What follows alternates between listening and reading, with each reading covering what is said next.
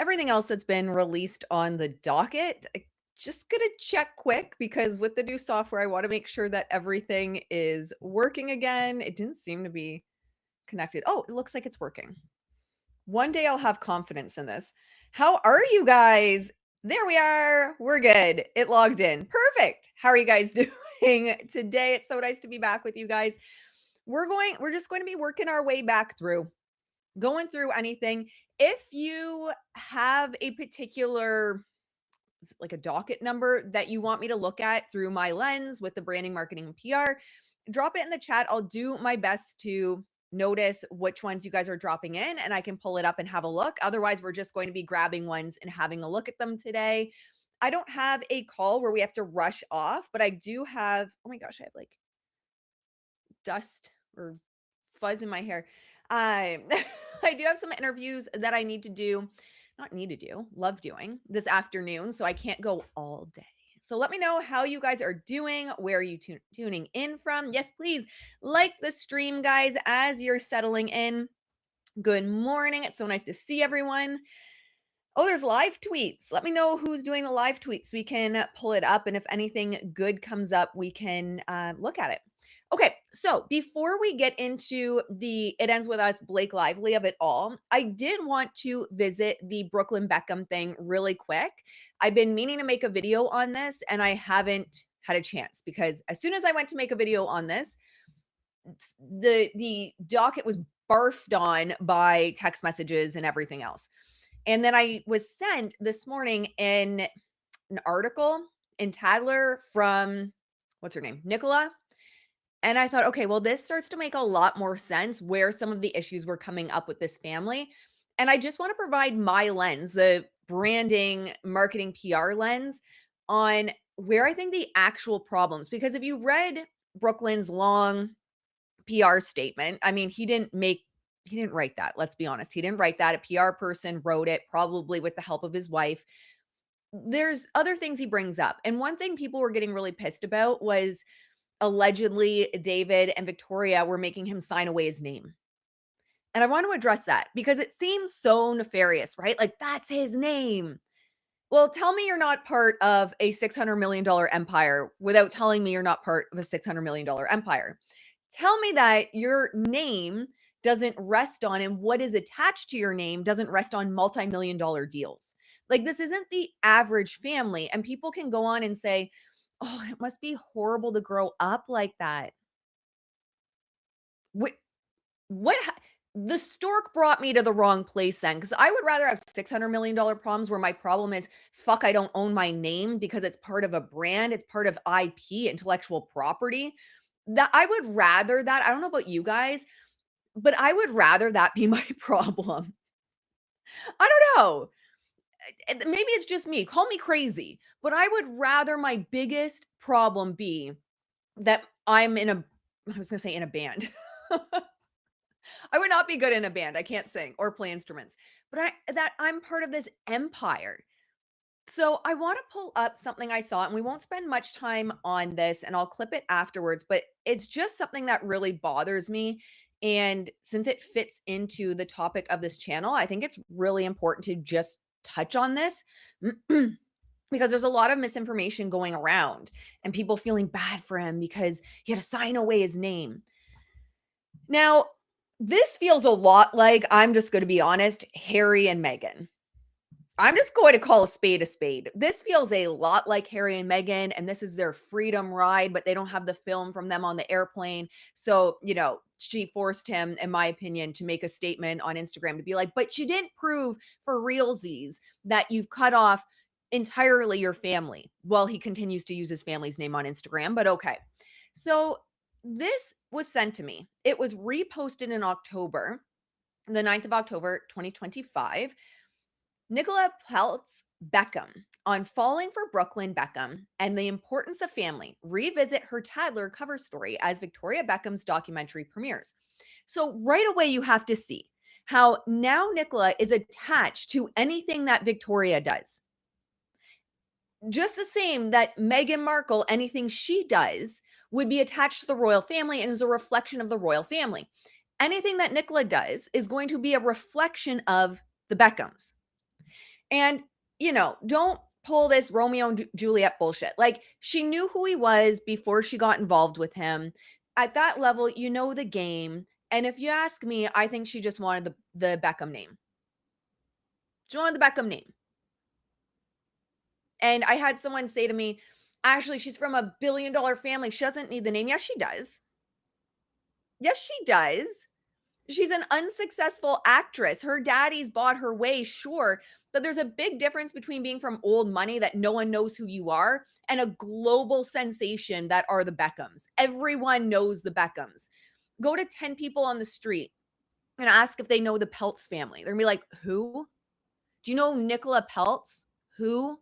But then ask those 10 people if they know Brooklyn Beckham. And they might be like, "Oh, it's like a kid of the Beckhams. Like, I know the Beckhams. I know David or I know Victoria." I mean, I was out there singing into my hairbrush to Spice Girls growing up in the front of my barn, in the wash stall of my barn, pretending it was a stage.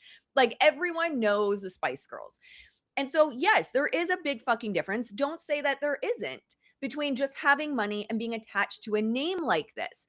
So here she is proving, this article proves that now anything Nicola does is attached to Victoria's name. And so here's the interview, this Tadler interview. But look at that. The new Mrs. Beckham. I guarantee you this was not approved by the Beckhams. I guarantee you. And this becomes the problem. What did Elsie say yesterday? Like, you're broke. Something along the lines of, if you don't understand how this is a problem with Taylor Swift and trying to take down Blake Lively, you're broke because you don't have the power that these people have. Same thing here. If it really cannot compute why it is such a big problem for the Meghan Markles and the Nicolas to be like, screw you, I do whatever I want. I'm going to use the name because I married in the family, so it's my name. So giving the middle finger to her new in-laws. If you don't see how that's a problem, you don't understand that the Beckham name, and I know everyone here understands, but anyone that ends up here and is interested, the Beckham name is a brand. When you are making personal brands, you are the brand. Your brand is the business. So everything that is attached to the Beckham name rests on the image that is attached to it. And if someone goes rogue, same with the royal family, if someone goes rogue and they're uncontrollable, that is a problem within the brand. So she did this interview and we're not going to go through it or read it or anything, but not that Peltz Beckham doesn't have her own credentials to flaunt. She has already clocked up to 16-year acting career. Does anyone really know who she is? It says that she was encompassed big budget franchises, Transformers, Age of Extinction. Who? She was in a critically acclaimed horror series, Bates Motel. I wouldn't have been able to tell you she was in it. And I watched Bates Motel and I loved Bates Motel. So that's the problem. There's a big difference between who? Oh, okay, I loved Bates Motel. Who the hell did she play in it? And Victoria Beckham. Let's just be honest. All right, so let's look at, we'll stop sharing that. We're not going to read the whole article. Number one, powerful surnames or just the royal family, because again, I think this is just Freedom Flight 2.0. We want our privacy tour because at the end, Brooklyn's like, guys, I just want to live in privacy. Give me my privacy after I said my mom is a floozy and was dancing all over me at my wedding. But now I want my privacy. So, number one, powerful surnames are IP, so intellectual property. So Beckham is not just a family only, it's a brand. And again, you can argue until the cows come home, poor Beckham or poor Brooklyn being born into a brand. Again, I'd rather have rich people problems. I would rather class up in a $600 million family. Victoria, David, you can adopt me. I won't say anything about the brand. I will stand in line with the brand. I'd rather those problems. I'm sure people that can't afford their bills and are worried about paying rent to feed their children or people in war zones would rather be a part of a brand. So that's IP, it's intellectual property. You cannot just go rogue with it. And I have a funny feeling that no one tells the daughter of a multi-billionaire. I think he's just about at 2 billion in most recent figures. No one tells the daughter of a billionaire, I imagine. No. Just like the royal family had about zero luck telling Meghan Markle no. or how they had zero luck, being like, you cannot monetize Sussex. And Meghan's like, fuck you, I do what I want. I get the vibe that Nicola's the same way. And look, I'm all for powerful women. I'm all for building empires. I'm all for making a lot of money. But you also got to respect the game. And you got to respect the amount of work that David and Victoria put into building their brand. I'm not here for this. I'm not here for these. It's like basically a takeover of the brand. Get lost. So, number one, it's IP. She knew before she got into the brand. She knew before she got into the family. And I think they didn't like the rules of engagement. And I also believe when he talks about in his statement, and again, we're not going to read the whole thing, how he had to sign away his name. There were likely rules at the weddings. They talked about the wedding. These are the rules of engagement for you and your new wife in using the name. I'm imagining that's what they were presented with. And then Brooklyn said, oh, it impacted their payday. No, you're a spoiled rich kid driving around $1.2 million cars, using mommy and daddy's money to pay for everything. You only, Brooklyn, had a problem with your parents when your $1.7 billion daddy-in-law funded your burger joint, when you moved it from the UK and it was supposed to be a pub to the US for a burger joint. So, it only became a problem when you had new money to back you up, okay? So I have no doubt that his family presented him and Nicola with a contract saying, here you go. You want to use Beckham? These are the rules.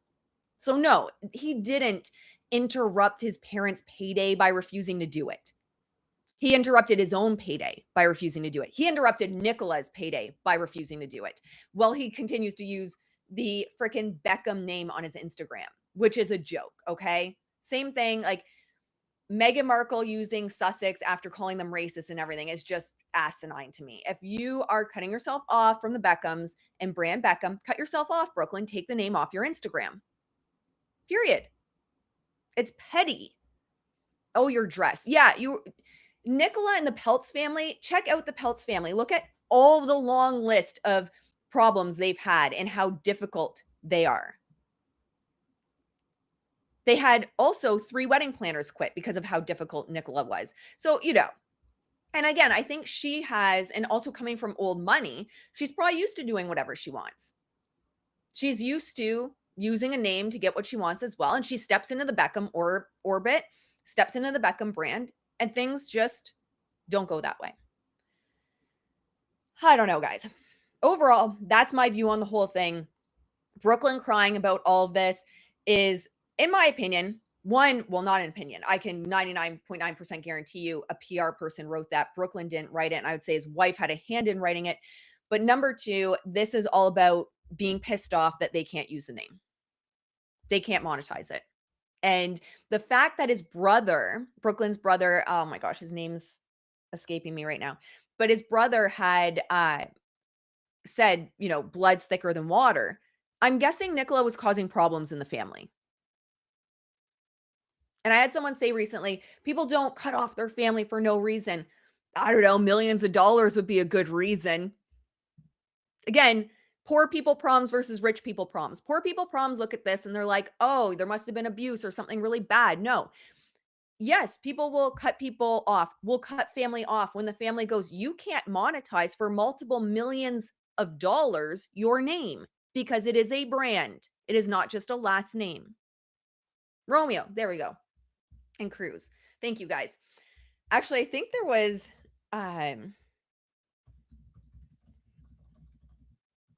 let me see if I can pull it up really quick.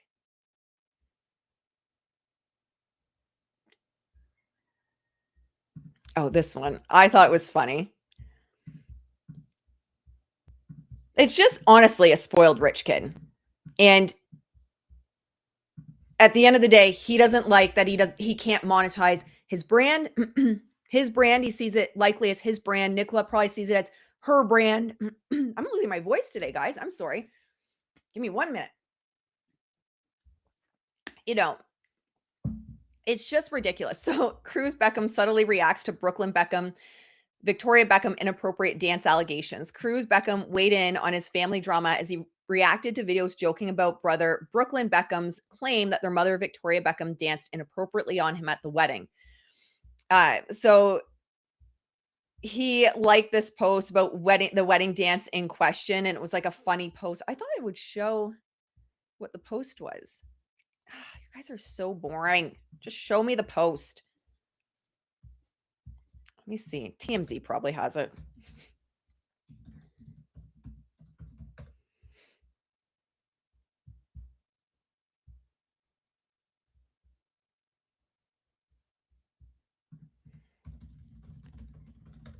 Now I'm not gonna be able to find it. How can no one just put the freaking post in?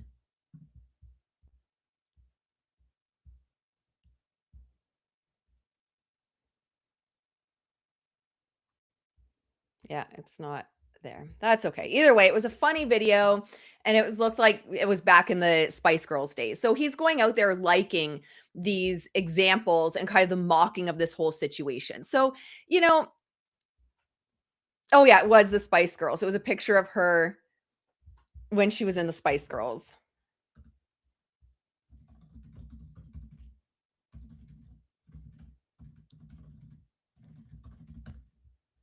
Wonder if I'll find it under images. Why is everything so hard to find today? Apparently I need more sleep. Anyway, you know, the other kids are making fun of the whole situation. I think Brooklyn's just pissed off that no, it's not even thinking. It's an educated, based on everything I'm seeing, an educated professional opinion that he's just pissed off that he can't monetize the name. And Nicola wanted full freedom. And if she wanted full freedom, she married the last person or the wrong person. Good for the Beckhams drawing lines. Good for the Beckhams saying, like, you cannot dilute the brand.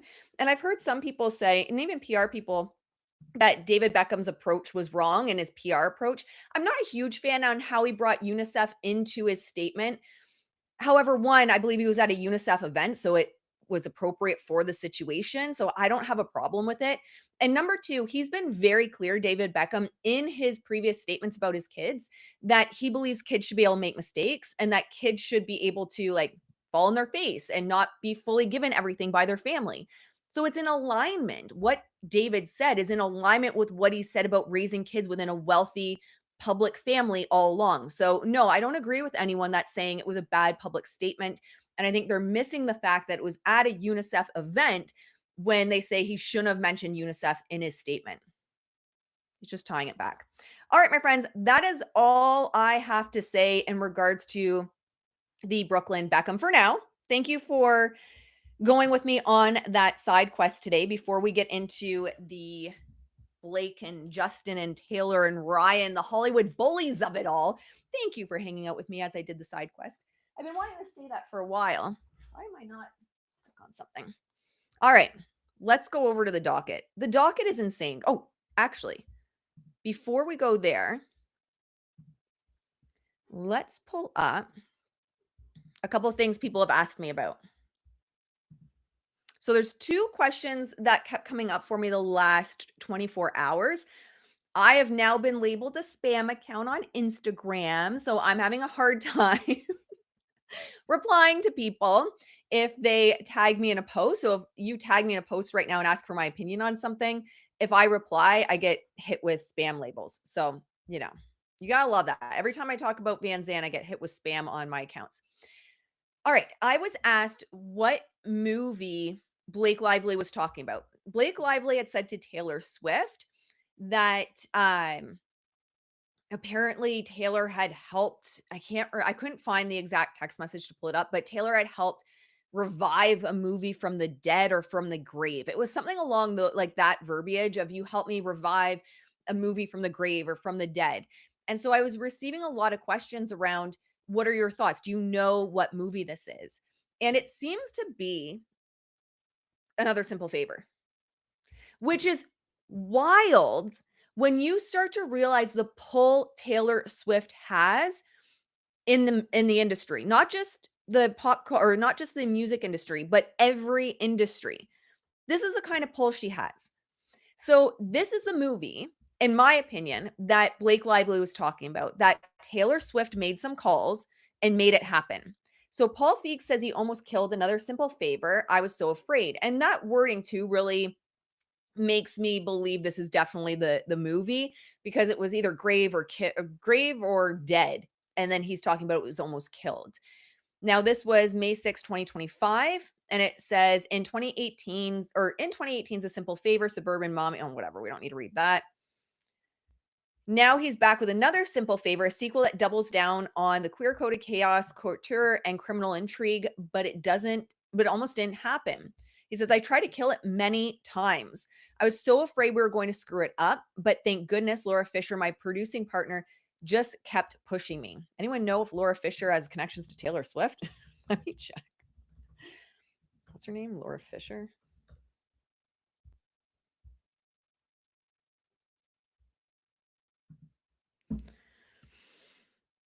There's no immediate connection. But either way, probably is. The second film picks up with Stephanie as a published true crime author. I haven't watched these movies. Yeah, so they just talk about how this was really meant to never see the light of day. So this is the movie, in my opinion, that they're talking about with Taylor Swift having revived it. Now, can you even put yourself in the shoes of Justin Baldoni? Like, one, yes, you were around these heavy hitters in the industry.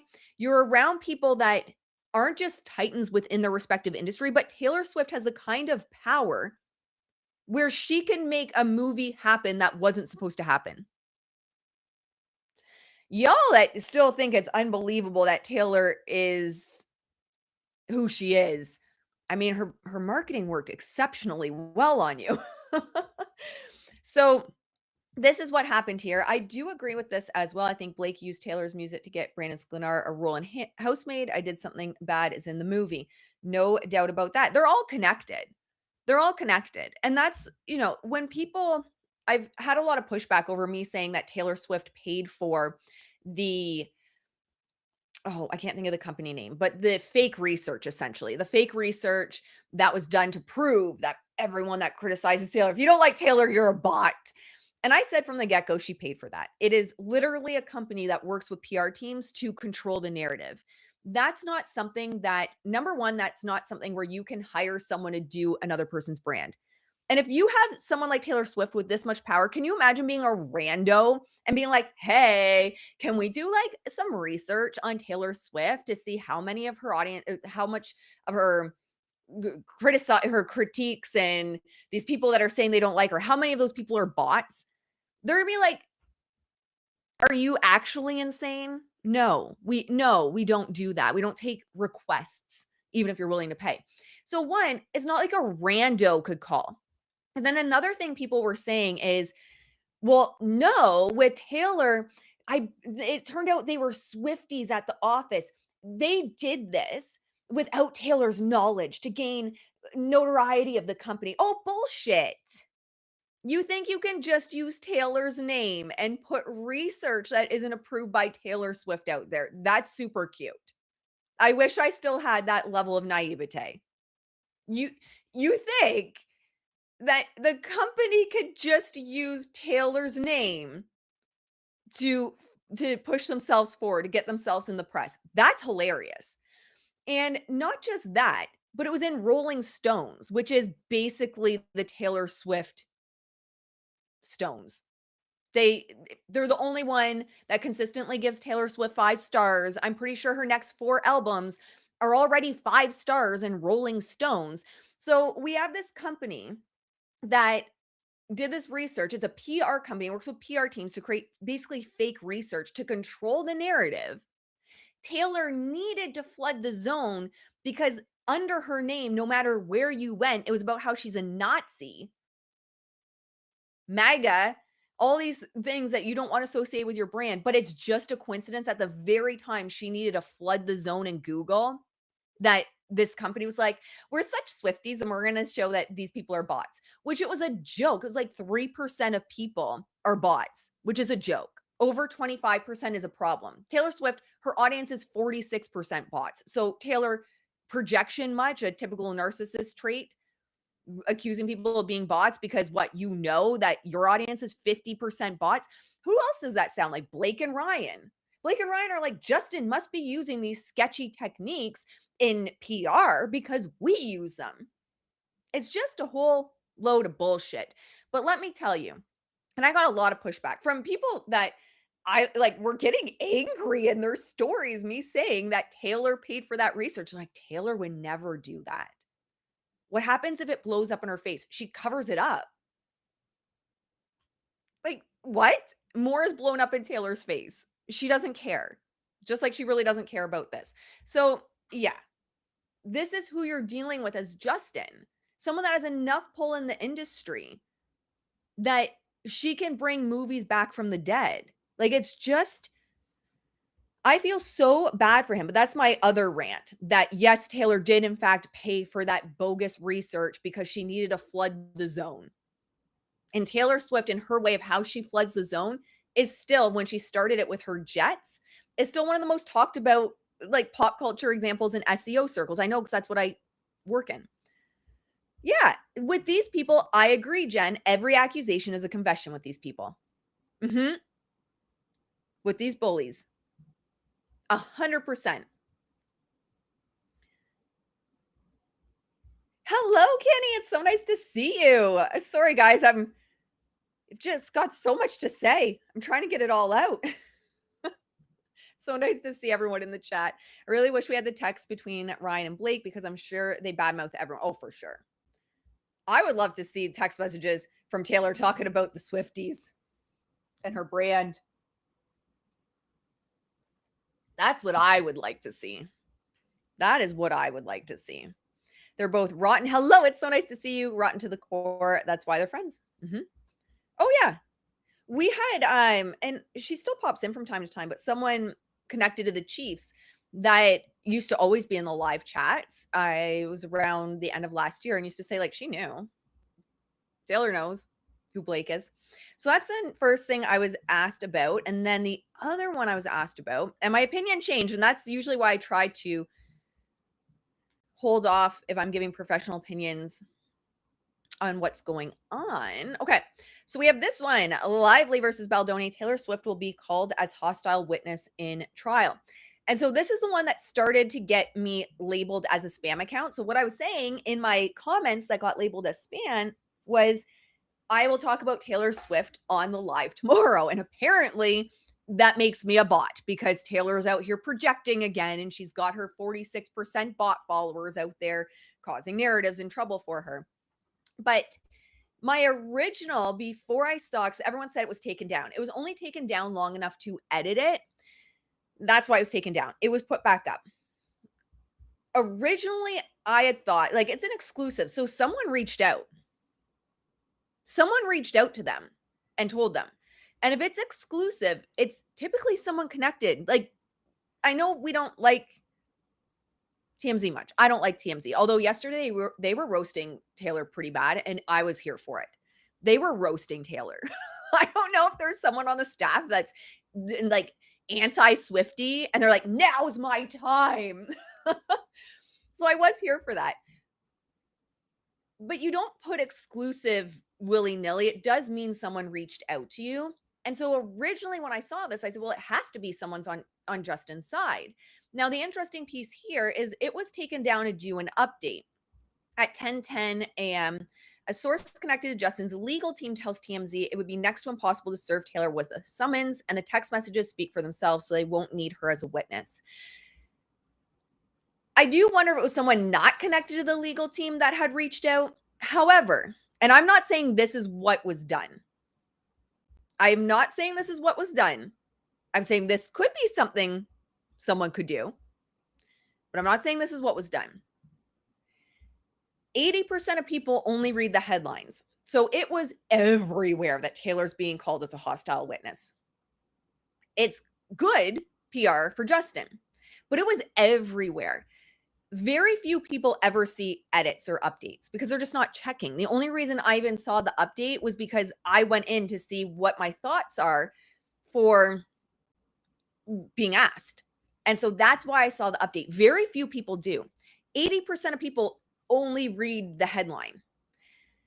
So it started trending everywhere that Taylor Swift was going to be a hostile witness. So could it be, Not saying this is what happened, but I'm saying, could it be in a PR game? Because they're in a like a full-blown war right now, which I hope Justin is putting stuff out there.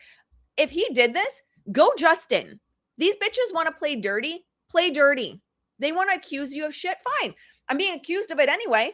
I'm just gonna fucking do it. Like, that would be how I am. So, could they have had someone reach out to TMZ, say a friend of the family or something, and say, hey, this is what's happening? And then the legal team reached out later for an update? Yeah, of course they could have. And if they did that, go Justin. Good for you. I don't know. I don't know. I don't want to say that's 100% what they did, but someone from Justin's side likely reached out because it is an exclusive. And I can't see Taylor putting this headline out there. And it doesn't really benefit Blake at all. So that's my thought right now is it's very possible someone had reached out from the one side, or someone was hopeful that that was happening or could happen. Maybe even there was a conversation with friends and family of like, yeah, like there's a possibility she could be called as a hostile witness, and people got really excited. But the reality is, if anyone knows, there's still someone trying to serve Taylor to sue her for copyright, and they can't find her. They literally cannot serve her. And this has been a story for like years where this person has been trying to track her down to serve her, to sue her ass, and they can't find her. So when the legal team says it would be next to impossible to serve her with a summons, I believe them, because Taylor has proven when she doesn't want to go to court, you just can't find her. So I don't know. That is a possibility of what happened. I think it's also just a possibility that someone in the family was like, look how bad these texts are. And, the legal team had said, yeah, it is a possibility we could call her as a hostile witness. And then it kind of went from there. But either way, it has been updated, and it looks like they're just accepting that it's not going to happen. Let's see what's going on before we go to the court docket under Justin's name. Oh my gosh. Is it Jim? I never can pronounce her name properly. Jamila? I adore her from The Good Place. I absolutely adore her. And I just watched something else with her, and I can't think of the name now. I think she's funny. I think she's hilarious.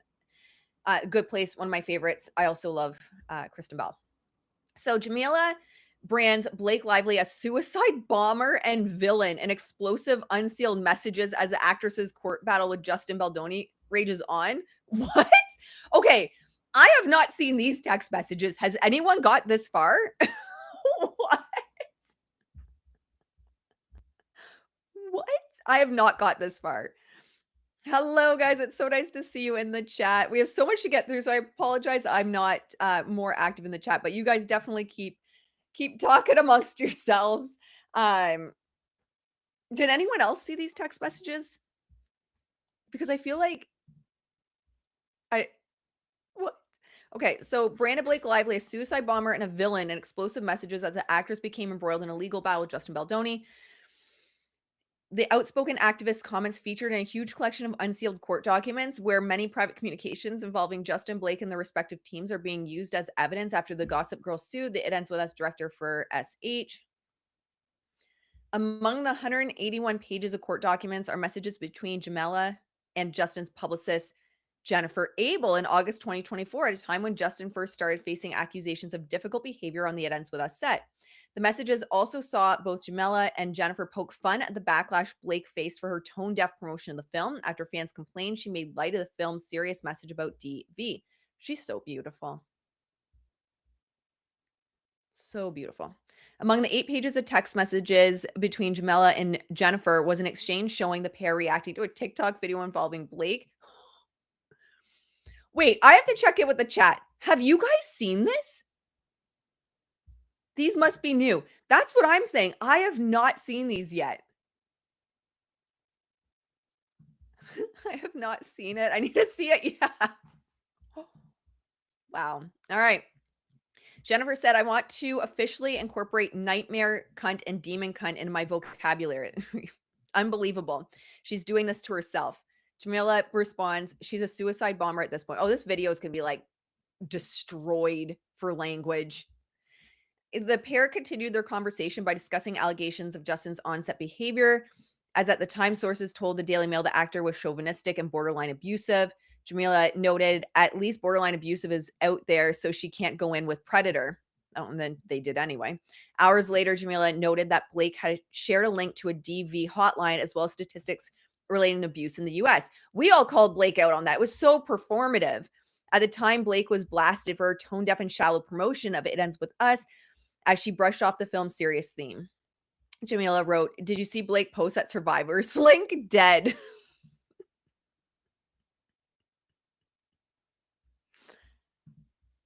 Oh, that's funny.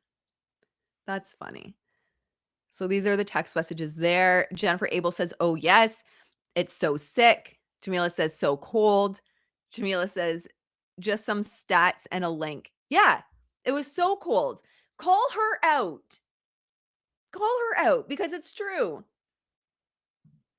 It was almost worse than not saying anything at all. What she did. It was like afterthought. It was like same situation. Why am I saying like so much today? God, I need more coffee. It was the same feeling as when Taylor started getting in headlines for being connected to Blake and Justin in the lawsuit. And she throws up a post of donate to the wildfires. These are the 10 organizations I donated to because I'm such a good person. Ignore the It Ends With Us connections, please. Ignore those headlines. Remember, I donate tons of money. I donate tons of money. I am such a good person. Would a good person that donates to the wildfires try to take over a movie from a sweet man like Justin? Of course not. Remember that I'm a good person. It's the same shit. Like, Blake learned from Taylor, and Taylor and Ryan are two peas in a fucking pod. If you don't like Ryan, but you like Taylor, congratulations. Her brand mask and psychology just worked better or just didn't slip enough yet. Because that bullshit is the exact. People are talking about me bad. I'm going to post, like, look how good of a person I am. I made donations to 10 different organizations for the wildfires. And it's the same shit. Blake's like, oh, people are talking about how bad I am. I'm going to post a link for DV. It's the same move. Leo, what would I do without you? Allegedly, just my opinion, for entertainment purposes only. What do I know? That's right, Leo. We don't need a subpoena in 2026. All right. So they go on. Jamila says, just some stats and a link. Yeah, she learned that from Bestie Taylor. I've been saying this, guys. The amount of messages I'm getting from people being like, I unfollowed you and did not like you because of your views on Taylor. And now I'm realizing that you were right all along. I have videos that are very nice about Taylor. I have a video actually that I just reposted on my other channel that was originally on this one. It's under, what's the playlist? I think it's pop culture, branding, marketing, PR on this channel that you guys are watching, where I talk about the Eras Tour is like a master class in branding psychology and marketing because it's nostalgia marketing. Who else does nostalgia marketing? Ryan. Ryan and Taylor are, well, Ryan, they both used to be. Now the masks are slipping, are masters in nostalgia marketing. They're masters in branding psychology. So anyway, that's a really great video. So I've said really nice things about Taylor, but I'm going to call her out. I've studied her for a long time because even before I had this channel, one of the things I've always been a nerd for pop culture. So one of the things I've used as a teaching point, right? So if I'm trying to teach someone in a workshop or a course, instead of just teaching cold facts, I'll be like, okay, so here's an example, Taylor Swift, and this is the branding psychology she uses. So I've been using and studying Taylor for 6-7 years, I think is the length of time I've been doing courses and workshops, but been studying her longer than that because the psychology, it fascinates me, to be quite honest. My original career was in the counseling field, and it was my psychology background and education that made me really interested in branding, marketing, and PR psychology. So, um, it's called vindication, baby. Yeah, I was like, this feels so good. Not that I need anyone to agree with me, but I'm not gonna lie, it felt good. But it's if you genuinely can look at Ryan and be like, he is an asshole. and he's manipulative and his branding's been bullshit and it's been all a mask. And you can not say the same about Taylor. It's just her branding's worked better for you, honestly. And usually, what the problem is going to be in that situation, if you want a little bit of a background on the psychology of it, is you see yourself more in her, right? So she's every woman, she's just like us. She's sweet. She donates. You see yourself in her. So it's a lot harder to fracture that than it is for someone like Ryan that maybe you just thought he was a funny guy. You liked his movies, but you didn't see yourself in him. Maybe some of the humor you saw yourself and you're like, yeah, I tell humorous jokes like that too. But Taylor's created such a brand where people identify themselves as basically her and a Swiftie that it's a lot harder to fracture that, honestly. Yeah, Tree Payne is a master. She's a master at her job, and I have no idea how that woman keeps up that branding psychology. Yeah, I could never. It's gotta be exhausting. I could never. I had actually this is a little bit off we're on a side quest here. But I had some people reach out and say, like, for a quote, an opinion on this, and they said, "Is this why with branding you should always be fully authentic and base it off of you?" And it's like, well, no, Taylor's not really getting huge pushback. She's losing some followers. I think she'll be fine long term because Tree Payne is a master of what she does. That brand's on lockdown. The psychology is so thick on that brand. It's going to take, I think, a lot more than being called out for being a bitch to bring her down. I think if anything, it just proves that it's the people that are manipulative, conniving, willing to step on others and be inauthentic in their brand that get ahead, honestly. And then you just build a machine around you that's so strong that if you get criticism, the machine protects you. And your Swifties protect you. That's also the psychology of the Swifties. All right. What else do we have here? Jen Abel. I'm thinking about having Justin share it. Jen Abel with a little like face. Jamela, haha, no, keep him away. Keep him away from her. Jamila. Sorry, guys. Keep him silent. Keep him in Sweden. Jen Abel, ha ha ha. Jen, I hate her so much. Jamila, so much. Jamila, I've never seen such a bizarre villain act before. That's hilarious. And this was a post here that Blake had posted. 1 in 4 women aged, and it wasn't her, it would have been her PR person. 1 in 4 women aged 18 and older in the US alone have been the victim of severe physical violence by an intimate partner in their lifetime. Intimate partner violence affects all genders, including more than 12 million people every year in the United States. Everyone deserves relationships free from DV. I mean, there's no sparkly in there. There's no Blake language. It's obviously not Blake that wrote that. So that's hilarious. I think that's hilarious. And I probably would have never seen it. We'll go through the docket and pull it apart a bit, but there's got to be at least 1,000 entries, let alone pages. Taylor Swift and Blake Lively alleged texts about Justin Baldoni. Oh, here are the explosive texts Blake Lively and Ryan Reynolds allegedly sent celebrities like Taylor Swift, Ben Affleck, and Matt Damon amid the Justin Baldoni legal battle. Let me know in the comments. What do you guys think the conversations are happening behind the scenes in Hollywood today?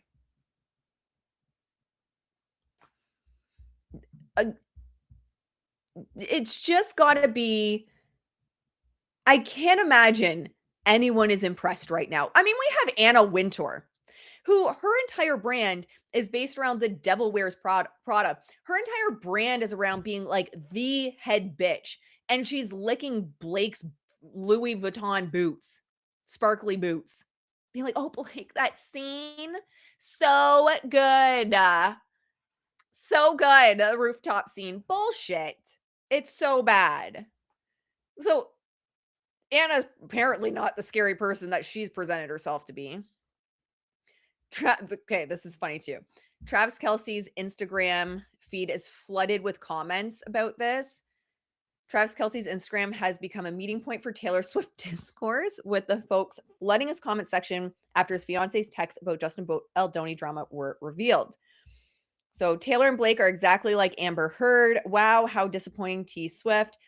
Taylor's messages to Blake, she's not a nice girl. I would run Travis. You don't think he knows? Are we still convinced that they're for realsies? Are we still convinced? Let me know. If I knew how to put up a poll, I'd put up a poll. I don't know how. Are we? Elizabeth says, oh, no, that's Kate. Travi, you better run for the hills. Happy camper. Love that Taylor can't handle the drama and turned off her comments. What a baby. Now, her comments have been off for a long time, but I do think it's because Taylor does not do well with criticism. Taylor's fine criticizing others, but I do believe it has to do with Taylor not handling criticism very well. Lola, what does it feel like to be engaged to someone who's a mean girl and a bully and who was complicit in Regina Lively's plan to destroy an innocent man? I mean, he's known. There's no way he hasn't known. So these are just some of the headlines that are going around. 5 hours ago, Justin Baldoni urges judge to toss Blake Lively's lawsuit. Yeah. So both sides are expected to make arguments at a hearing before U.S. District Judge Lewis Lyman in Manhattan. I hope that they're tossed. Taylor Swift criticizes Justin Baldoni in text to Blake Lively, court documents show. Like this, honestly, it's not horrible. This isn't overall bad. So for those that are newer to the channel, when you're looking at SEO manipulation, it's been very warped recently on what it is. SEO manipulation is always going to be Google. You can hack the algorithm on social media, or you can be Taylor Swift and just suppress things or get things reported. For example, on X, this is a good example of it. When there were AI images of her very explicit being made, she one call to X and you could not search her name. Like she did not exist on X anymore. It was locked the fuck down. You couldn't search the images while they cleaned everything up. So it's not hard for Taylor to control someone with that power, what gets seen and what doesn't. What my account has been reported by from talking about Van Zandt, which in my opinion, if you watch my last video, I think Taylor was a catalyst for Van Zandt. So anyway, this genuinely isn't bad PR for Justin overall. I would say the worst thing is Jenny Slate slams Justin Baldoni's team as pigs in unsealed texts. I mean, I have videos on Jenny Slate and some of the shit that she's posted on the internet. So I don't know. I don't know, Jenny. Yeah, Hollywood having Baileys with their coffee. They are having like extra Baileys with their coffee this morning. It's just so ridiculous. There's no way Blake and Taylor thought it was going to go this long. There's just no way. I don't believe it. Let me see if we have any updates. And the Taylor Swift bots, by the way, are just so unhinged. Absolutely unhinged right now. You're talking about like thousands of people storming comments. And I just have fun. I'm like, thank you for promoting the post. Like it just pushes it further. Thank you. Oh, that's interesting. Let's pull that up. Sorry, guys. There's so much to cover. We're just going to bounce around a bit today. But like I said, we're not in a huge rush. The dogs are sleeping. So we can just hang out for a bit. Justice for BJS, Brittany Jean Spears. How many jokes did Van City Reynolds make about his wife's alleged SH? Seems to be a weird thing to make content about when you believe it's actively happening, no? I missed that. So this is Van City Reynolds, which is, of course, Ryan Reynolds, a post of him on the set of Deadpool and Wolverine, where he's dressed up as Nice Pool. And the caption is low bone density, sure. High pony top knot, absolutely.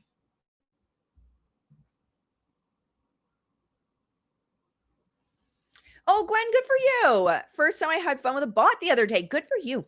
When you just detach yourself from it and it's like, all right, let's play. Let's have fun. Let's just have some fun. It's just like, it's nice. It's a nice feeling. So, you know, you're promoting the post. I think it's fucking hilarious that the bots actually end up pushing bad content about Taylor and Blake even further. I think it's hilarious. Bruce, it's so nice to see you. How many friendship bracelets with my phone number on it? No, I need to get my own Taylor Swift bot asking for a friend. That's hilarious. So, you know, here's Ryan. But it was SH. And if you go through the thousands of emails they sent, of Blake sending emails to Matt Damon, Ben Affleck, all the texts, This is not the channel to come to and be like, "Taylor probably didn't know. Taylor probably thought that, he was abusing." Did we read the same text messages? I'm all for a friend standing up for a friend, but did we read the same text messages? No. Obviously not, if there's a defense of that. I just there's gotta be so many people today that feel vindicated, like Tim Miller, Kim, Kanye. I'm dying for a Kanye rant on this. Oh, hi, Husky boy. Hi, my sweetheart. I'm dying for Kanye to come out about this. Oh, that's another article you guys want me to talk about. I'm just dying for it. I want to hear what he has to say. Let me see.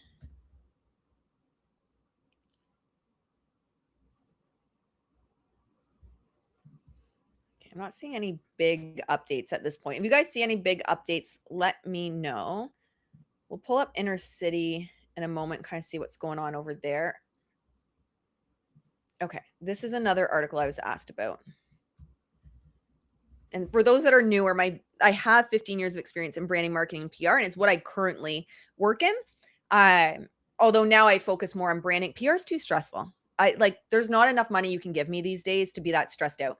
So I focus more on branding psychology now and branding archetypes, but it's actually the field I continue to work in. So that's why on this channel, you're going to get more of that lens because it's a unique lens that I am able to offer the space. Oh, it's not even trending. It's not even first trending.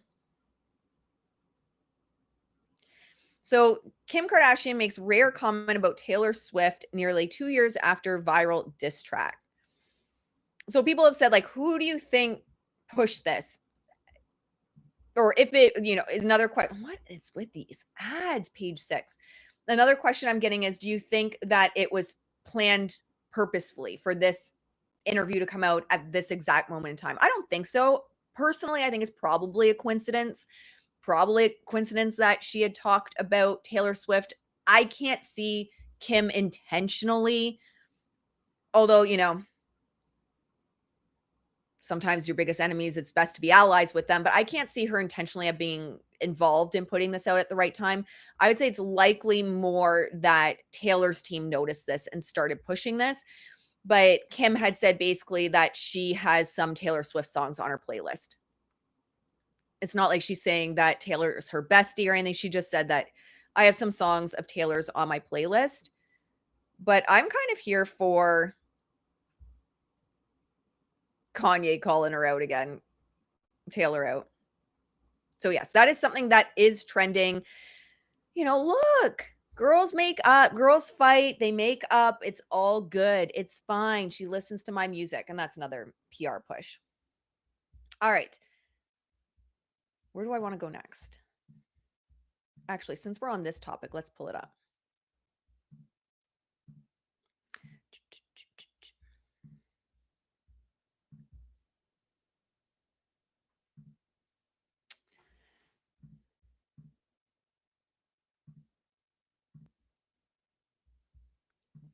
Sorry, guys, please hold.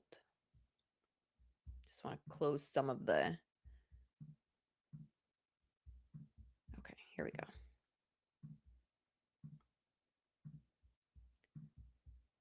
While we're on the topic of Kim, Kanye, and Taylor, let's just revisit this, shall we? Taylor called this one of the most psychologically traumatizing times of her life, being called a bitch. I'm sorry, what?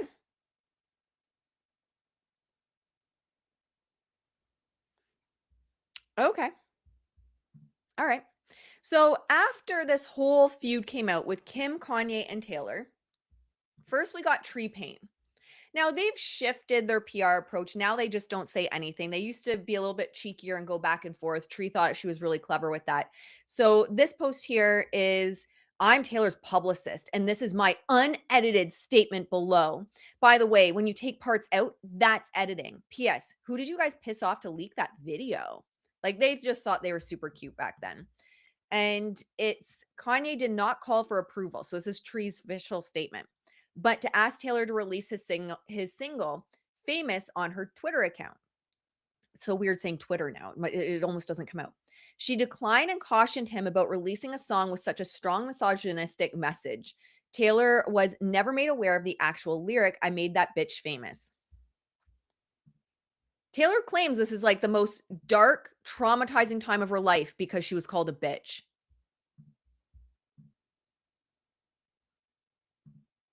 Oh, I forgot. You're just like Blake. Wh- What's good for you is different, right? So people can't say mean things about you. People can't say you're a bitch, but you can call Justin a bitch. Okay. Sorry, I can't keep up with the rules of Blake, Ryan, and Taylor. So this is the statement Taylor made that moment when Kanye West secretly records her phone call, then Kim posted on the internet. What does she say? There's an interview where she was asked about writing like mean songs about her boyfriends. And she was like, well, if they didn't do mean things, I wouldn't have to say mean things about them. Well, Taylor, maybe if you didn't say mean things, maybe if you didn't lie through your teeth, people wouldn't have to release audio to prove you're a lying bitch. All right.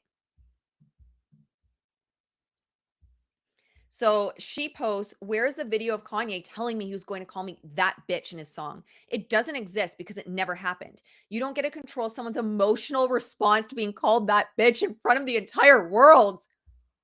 The audacity. I've read this so many times and it still shocks me.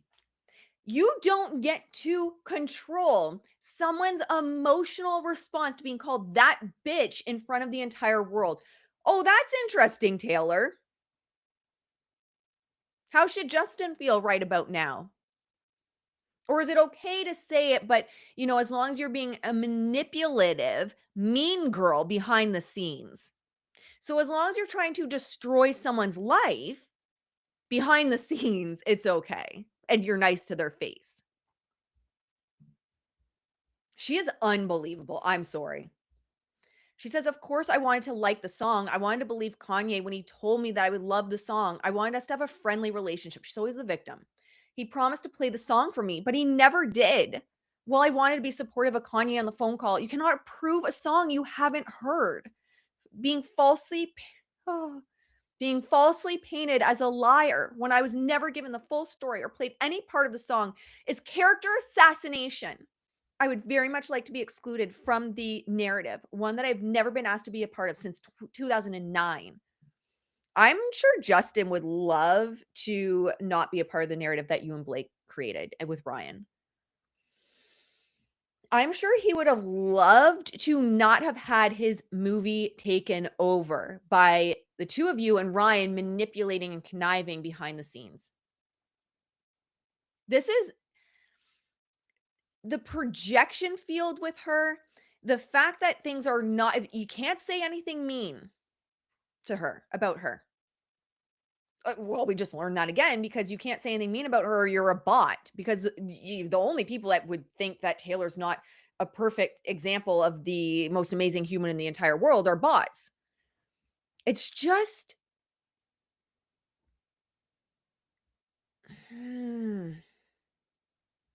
karma. I agree. Everyone that is defending them are mean girls just like them. The Swifters are bullies anyway. I see it online and Taylor Swift loves it. She loves it. Oh, she loves it. She created them. She absolutely created them. She loves it. Yep. And they're complete bullies. You say, if I just disagree with something that Taylor did, I get death threats, called names by the Swifties and the bots. Like that in and of itself should tell you the culture that she's cultivated within her brand, which is just sickening. Okay, let's swing over. I have the feed up. We're not going to read step by step, but let's just get an update on what's going on over here. Any inner city press is at the hearing.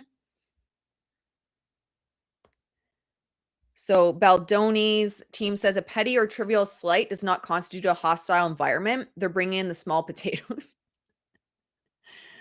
Oh, let's go back up. Judge Lyman, was he allowed while dancing to touch her wherever? Baldoni's balk. That's not what the facts show. There's no evidence that anyone was taking aim at Blake Lively because she was a woman. It was about making a film with a certain sexual aesthetic. Yeah, exactly. A petty or trivial slight does not constitute a hostile environment, especially on a movie set that's about them being in love. Like, Blake. So Baldoni's team says that Blake's team is bringing in the small potatoes. And Judge Lyman says, what if the men on the set were commenting, you look hot, only to the women? Baldoni's team says it was resolved. Judge Lyman, what is the significance of the apology? Baldoni's team, that the office took every complaint seriously. See Libelitz versus New York Transit Authority.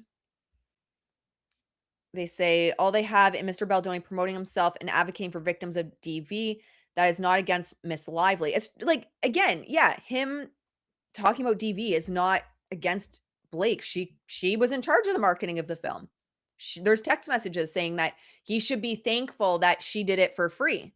There's literally text messages saying that he should be thankful that her and Ryan did the marketing for free. So she could have changed it at any time because she was in control of it. Judge Lyman, how do you distinguish amplifying negative content from generating it as retaliation?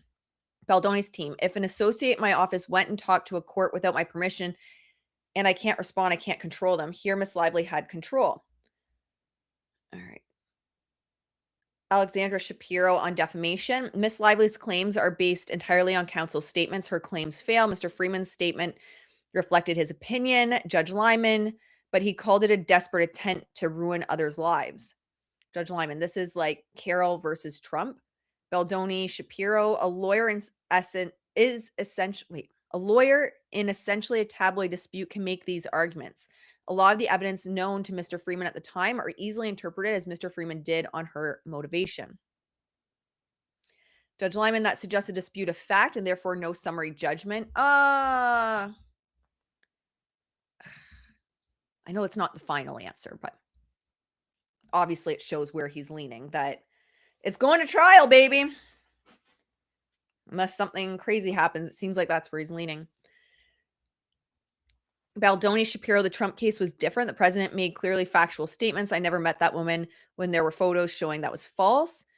Shapiro, what Miss Lively is trying to do here is say she can leak a complaint before it is filed to the New York Times, and his lawyer is not allowed to respond until he files his answer 20 days later. Judge Lyman, he could say these allegations are wrong, but there are limits when he gets into motive. Baldoni's Shapiro, these were statements of opinion. Carroll versus Trump is different. It was about facts, not opinion. Mr. Freeman was making a general denial, but no, lawyers are not objective. Baldoni Shapiro, Miss Lively kept refusing to sign the contract. Judge Lyman, what about the open items on stills and confidentiality and the like? Shapiro, there was back and forth about these issues. Baldoni's third lawyer, Ellen Garofalo, here are cases. So she shows cases for the judge. To allege a retaliation, you have to have specific facts. What decisions were made and where? Miss Lively says some may have occurred in California without facts. A Judge Furman case. Judge Lyman interrupts. Ooh, I'm aware of that. Judge Lyman, what work does made and performed in the contract do? Garofalo, I'm not entirely sure, but under a straight extraterritoriality analysis, the outcome is the same. Okay, they're just kind of. Judge Lyman, can you distinguish Mr. Heath from Mr. Baldoni? Lively's lawyers both are attributable to Wayfarer. Judge Lyman says, your point on kissed and nuzzled, what is your limiting principle? Can a director improvise? Lively's lawyer, only with consent. Did Lively ask for consent? Because it looked like she was improvising a hell of a lot.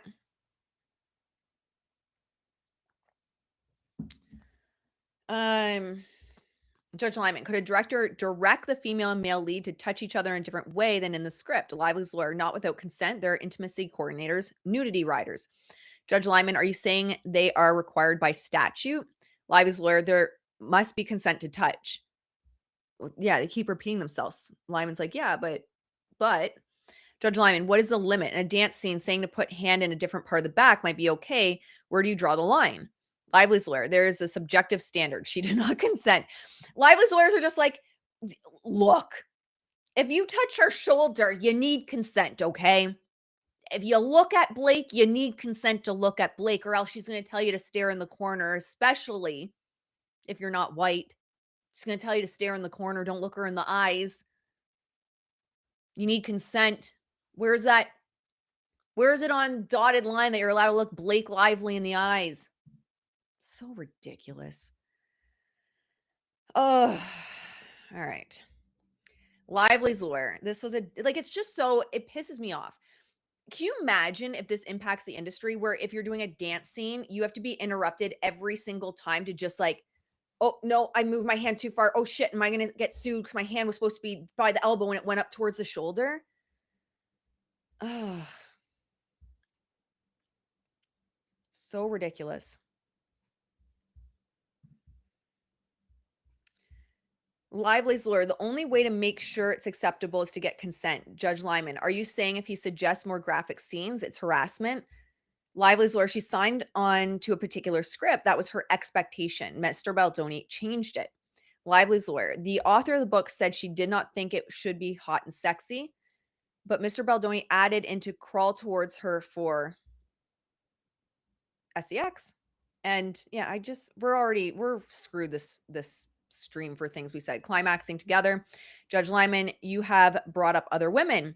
Lively's lawyer, it is Me Too evidence. I feel like that's going to be a headline, especially with the new lawyer they brought on. Lively's lawyer, there was Jenny Slate and Isabel Ferrer. Lively's lawyer, when she complained, Mr. Baldoni became huffy, so she negotiated a protection document about retaliation. Judge Lyman, that could be contract claim. Lively's lawyer covered changes in attitude, sarcasm as an adverse employment action. You have to watch your sarcasm.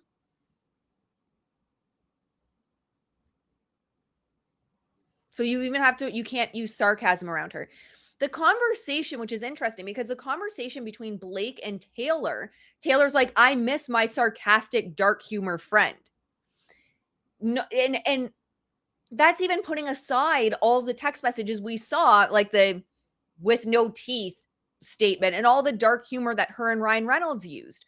And Ryan Reynolds' entire brand was built on dark humor, but you can't be sarcastic with her. Okay. Lively's lawyer, Miss Hoover, was so disturbed how they talked about Miss Lively that she never spoke with them again. Lyman, so the retaliation was not very effective. Lively's lawyer, you have to look at the totality of the circumstances. It went digital. Lively's lawyer, she said she did not want pictures with him. That was protected conduct. It includes any kind of opposition, an informal protest. Judge Lyman, that was Lively's lawyer. She did not want any pictures with him. Judge Lyman, is accusing a person protected? Can a person not respond? Lively's lawyer cannot besmirch. So it looks like they're on a break. They're back. Lively's lawyer, there's no evidence that Miss Lively leaked to the press. That is a disputed issue. What? On July 25th, defendants contacted TAG. There are notes of that call, and crisis management was about SH. Lively's lawyer, control is an issue of fact. All right. Lively's lawyer, the fact that Mr. Baldoni said he would give her 98% of what she wants shows that she did not have control. Oh, come on. That's their argument. Their argument is she only got 98% control.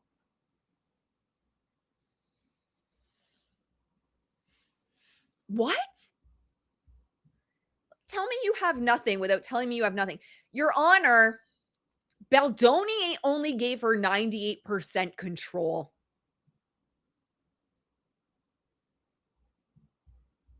Wow. That's wild. So that shows she did not have control, guys, because she only had 98% control. And then that lawyer, whoever was talking, was like, I'm going to turn it over to my colleague. They're like, I'm going to just stop talking now. Lively's second lawyer, Aaron E. Nathan. There's the issue of payment, including the Oakland Raiders. What does that have to do? Oh, just an example. So Inner City Press says, note the lawyers are not saying their names. This may be Gottlieb for now. I'll just call him Lively's second lawyer. Lively's second lawyer. We think a jury could conclude this was the point they withdrew their demand, Miss Lively complying with executive conditions. I honestly would not want this to go to trial if I was Blake. Those messages, we'll look at the PGA letter next, are so damning.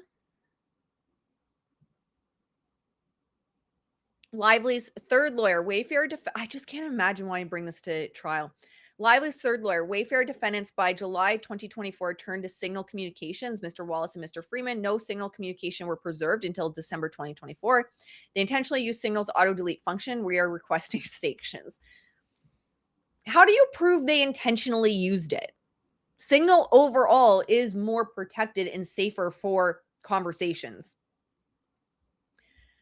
All right, so it looks like that's what we've got so far in terms of updates. I'll refresh it just in case.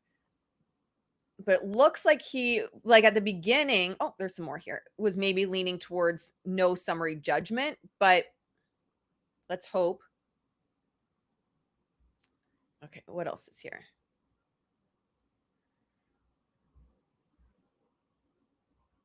Lively's third lawyer, we have put in communications with Sage Steele. The evidence that had been lost should warrant blocking their arguments. They download Signal and turn on auto delete. I don't even think it's a thing you turn on. I use Signal with my clients, and I genuinely don't think it's a thing you turn on. I've never turned it on. I'm pretty sure it auto deletes. Like, I imagine you'd have to go in and turn it off. Lively's third lawyer, by June of 2024, Wayfarer defense were seeking counsel. By July, they were speaking with TAG. And in August, they admit expecting litigation. Can the lost, well, expecting and it happening aren't the same thing. Can the lost communications be credibly explained? No, it was not about hackers. How do you prove that? Can that be reasonably explained and proven? Probably not. Unless you have a text message being like, guys, we all have to go to Signal so that this can auto delete and that no one can see it because, we have all this sketchy shit to say about Blake. What, like, it's just ridiculous. Baldoni's Bach. I'm not sure you are aware of the HBO show Heated Rivalry. How is Heated Rivalry coming into the chat? Heated Rivalry has been brought into today's motion in the Lively and Baldoni case. It has entered the chat. I have not seen it. Have you guys seen Heated Rivalry? Let me know. I have learned from other people's commentary on it and watching people talk about it that it is like very charged and graphic. So I can only imagine where they're going with this. I can only imagine, but I've heard it is like super graphic. I always just thought it was like about a hockey player or something, so I never thought to watch it. I know, how very Canadian of me, not wanting to watch the hockey player show, right? All right. Funny story. I grew up in a border city, so it was always a joke whether you actually supported American teams or Canadian teams, because if you were on a border city, it was like 50-50.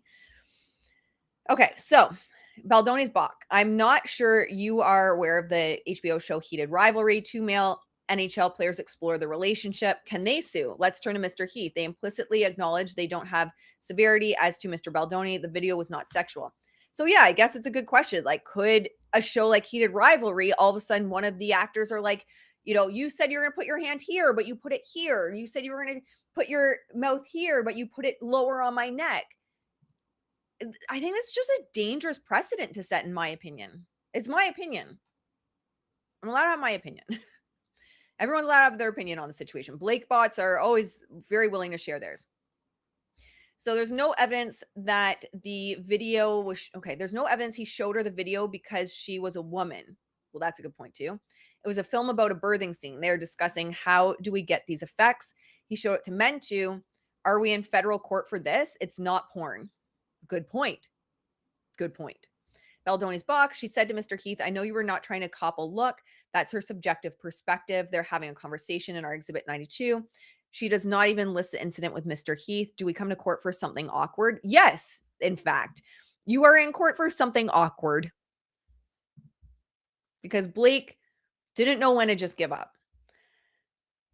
Bach, the conversation with Hoover, it was trivial. It was just gossiping about someone else. It had no impact on Miss Hoover.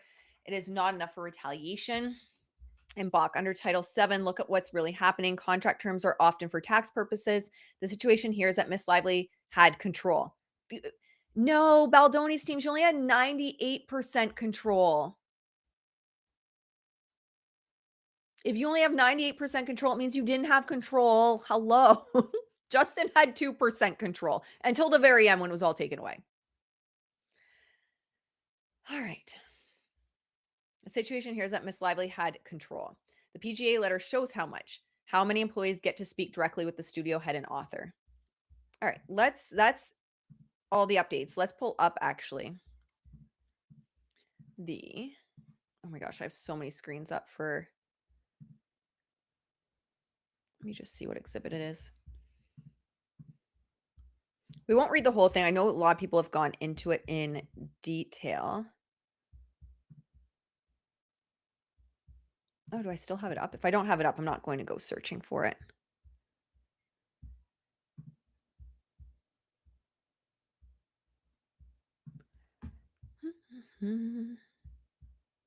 Can't believe Blake in all of these messages.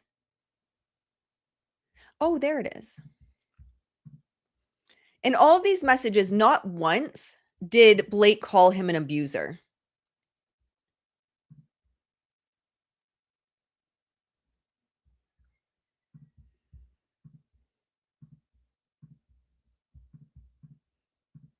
Oh my gosh, there's so many files I have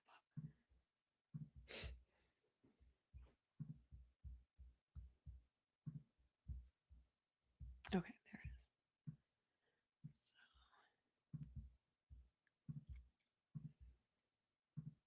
I should have been better organized. I literally have like 75 tabs open with text messages and Matt Damon and Ben Affleck. Oh my gosh, it's so ridiculous. Okay, so this is the Producers Guild. Now, first of all, Blake has not an ounce of professional writing in her. This is something that I write casually to a friend when I really actually don't want to be somewhere, but I'm just saying I do. Dear Producers Guild of America, I'm writing you with meaningful urgency and also respect. I'm sorry, but I'm asking for your attention in this time crunch period. I'm positive you have matters much more significant than this, but I bare my heart to you, asking for you to take a look at my note as a film, and my work in it off camera means more to me than anything I've done in my 20-year career. That's not even professional. I mean, she didn't put glitter in, so I guess that's okay, or, a 90s reference or anything. There's been a recent update change with regard to my official role in the upcoming film, It Ends With Us, releasing August 9th. Just a few days ago, I was officially granted the title of producer after a year and a half of asking.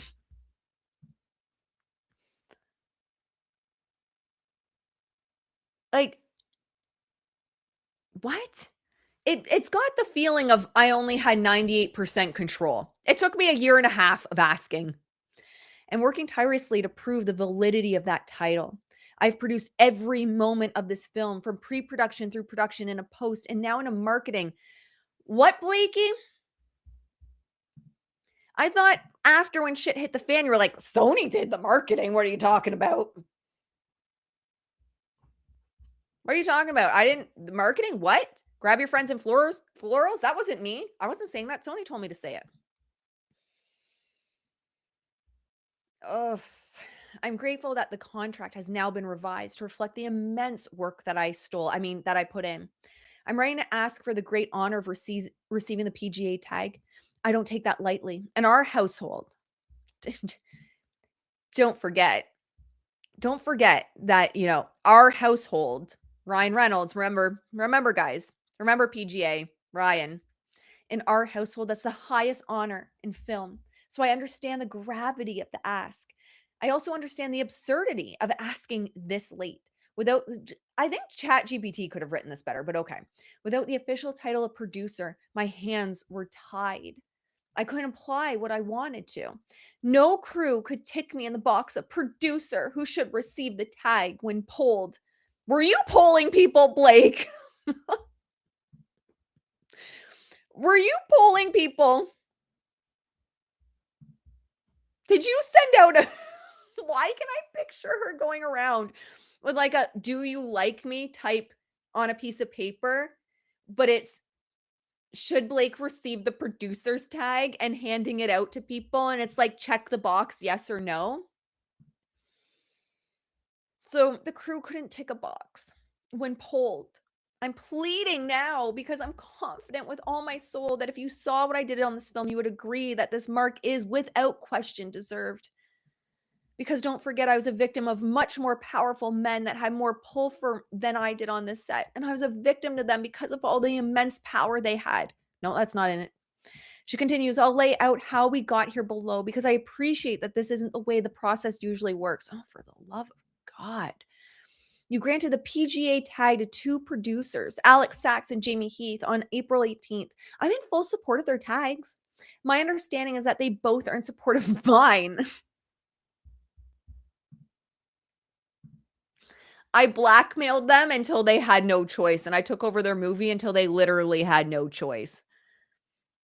I rewrote it for you, Blake. I have a note from Alex below I have a note from Alex below attached below. Did you even proofread this? Along with 16 other department heads and Jamie, if asked, I'm sure would confirm the work I did. So much has changed since they filed for their tag. The most significant being that the cut of the film that was selected to be released is my cut because I messaged every famous person I know and eventually put so much pressure on the studio that they gave it to me. Sorry, that's not included. I apologize for how dense it is, but it's important to me to say how I've done lay out all I've done when asking for such a significant consideration from you all at the PGA. You all? Might as well just put y'all. I'm wait. I'm changing the font to make the read as easy. She did not put that. She didn't put that. She put that. I'm so dead. Okay, so is the top Chat GPT then? Because sometimes if you copy paste from Chat GPT, it puts it in this font. Is this legit from Chat GPT and it's just programmed for your bullshit garden salad language, your garden variety bullshit, and you've conditioned chat so much to put this to prompt this out? Because if you have something in chat and you copy paste, that looks a lot about the text that it converts to. And I'm guessing maybe Blake couldn't figure out how to maybe change the text on the rest of the letter. So instead she goes, I'm changing the font to make the read as easy as possible. Why wouldn't you put the whole thing in the right font? What? Select all. Change font. I mean, I'm a basic bitch when it comes to technology. But the level of basic bitch I am, I at least know how to select all, right click, select all, double tap if you're using your Mac, and change the font. This is wild. The font is why she didn't want this out. I haven't read the whole thing in full. Oh my gosh. I like to give when I'm doing stuff like this where it's not my professional opinion on something where I'm just reacting live with you guys. Development pre-production. So she goes in with her new font because she wanted it to be easy to read. It looks like she even made it larger. She's like, I'm going to make this an H2 headline. The rest is paragraph form, so you can't miss it. So she led the location shift. Well, she says to help solve all costs and scheduling logistics. No, you did that for you, girl. Boo, tell the truth. 2, personally called or wrote emails to crew and put forth names for department heads, including makeup, hair, director of photography, transportation, security, camera operations, costume design. I identify and onboard freelance team members for the cast members, not just myself. Yes, by firing people that were already in place. I reviewed and reshaped the creative of the production design. For all key locations for the characters, I called in favors with home design contracts to get items loaned, discounted, or gifted. I reviewed and because you needed more money to pay yourself in your wardrobe, girl. I reviewed and reshaped the creative of the costume design for all characters. I called in favors for fashion contracts. I reviewed and reshaped the creative of the prop and floral design. I did outreach to florists. I went through hundreds of casting tapes to help find the rest of the cast, including our stars Atlas, young Lily, young Atlas, and Jenny Bloom. Well, I guess that just proves that, yes, Taylor was involved in hiring young Lily with Blake, which is what Justin has said all along. And Justin has put the truth out all along. He has not hidden it. In one of the interviews, he said, yeah, Blake and Taylor, they put their 2 cents in. They decided. I rewrote the script to improve the role of Jenny Bloom after 3 actresses turned it down. For the love of God. I personally identified and put forth Amy Morton to play Jenny Bloom. I worked alongside my agents. I screen tested with Atlas. I gave the director references for the characters' dialogues. I zoomed with every cast member to get their notes and ideas. I then did significant rewrites of the script. Unbelievable. Also addressed scheduling, financials, locations, weather. I pushed the studio, distributor, and director to change the rating of the film from an R rating to a PG-13. Funny because wasn't it the studio that wanted more sex and more R type stuff? Production, she goes into production. Post, she goes into post. Marketing, PR, release. This is wild. I personally secured Taylor Swift to loan her song to our trailer and marketing efforts. Unbelievable. Unbelievable. This is just a load of bullshit. And then it's letters from a bunch of people on set.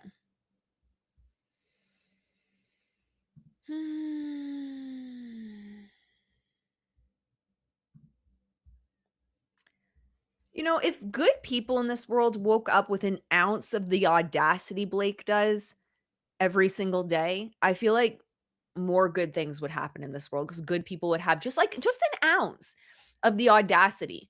They'd go for their dreams, they would create the ideas they have in their head that would improve the world, bring more peace, save more people, save more animals. Oof. So that's Blake. I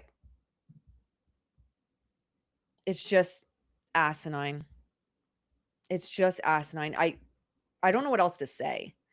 Like I get less stressed talking about like CIA government control than I do talking about Blake because Blake is just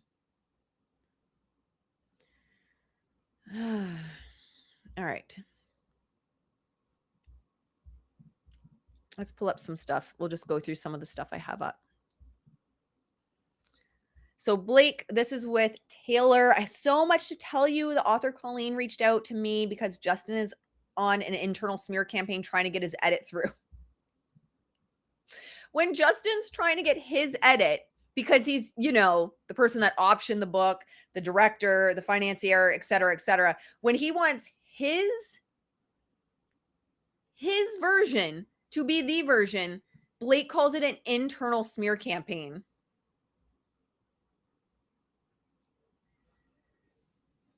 So Colleen was horrified and reached out on her own to talk to me. Turns out he fucking lied. What? Turns out he fucking lied. She's not Baha'i, never has been. She's not friends with him at all. She actually hates him. She was his safety net all along. Meanwhile, he shut her out and wouldn't include her in anything.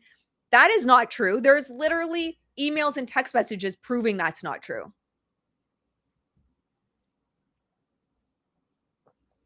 Unbelievable. Bees, Blake Wild. She flew to New York where I screened my cut for the first time yesterday. It killed in the room. Well, no, maybe around your rich Hollywood friends, but his scored better. Yeah, there we go. There we go. It killed in the room. Who did it kill with Blakey Poo? Bradley Cooper. He watched it twice. He'd been an absolute fucking hero.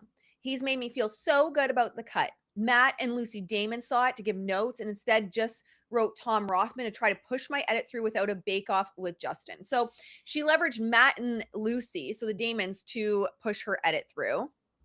Yeah, delusional. That's exactly what it is. There's no other word for her. Completely delusional.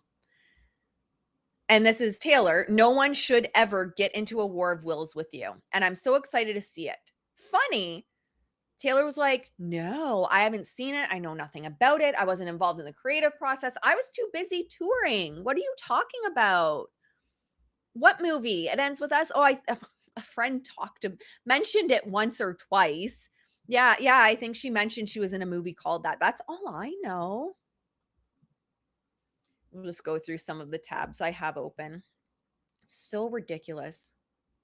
The PGA should take away that mark, in my opinion. The fact that it still stands is insane to me. So Blake refers to Justin as a doofus director of my movie, she calls it, by the way. This is April 12th, 2023. If you get here with this doofus director of my movie,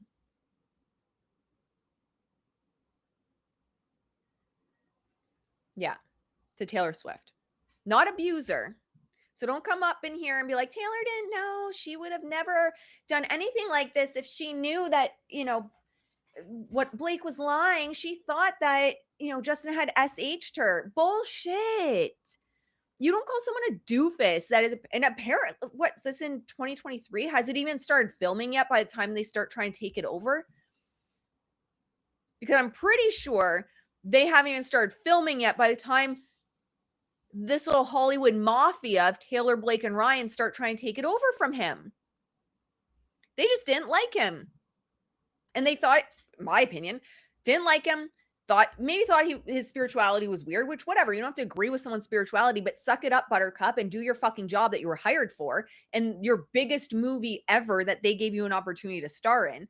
So I don't doubt they probably didn't like him much, probably clashed with him because, they're evil demons that need an exorcist. And he, for all intents and purposes, from what I've seen so far, seems to be someone that's very emotionally aware, in touch with who he is, has gone on a healing journey, admits his faults, but also lives in an attitude of gratitude day in and day out. So of course that's going to, rattle the demons that are in Blake, Taylor, and Ryan, of course, and Jenny Slate. So of course, I think that there absolutely was a clash of personalities, but these bitches were all up in here trying to steal the movie before it ever started.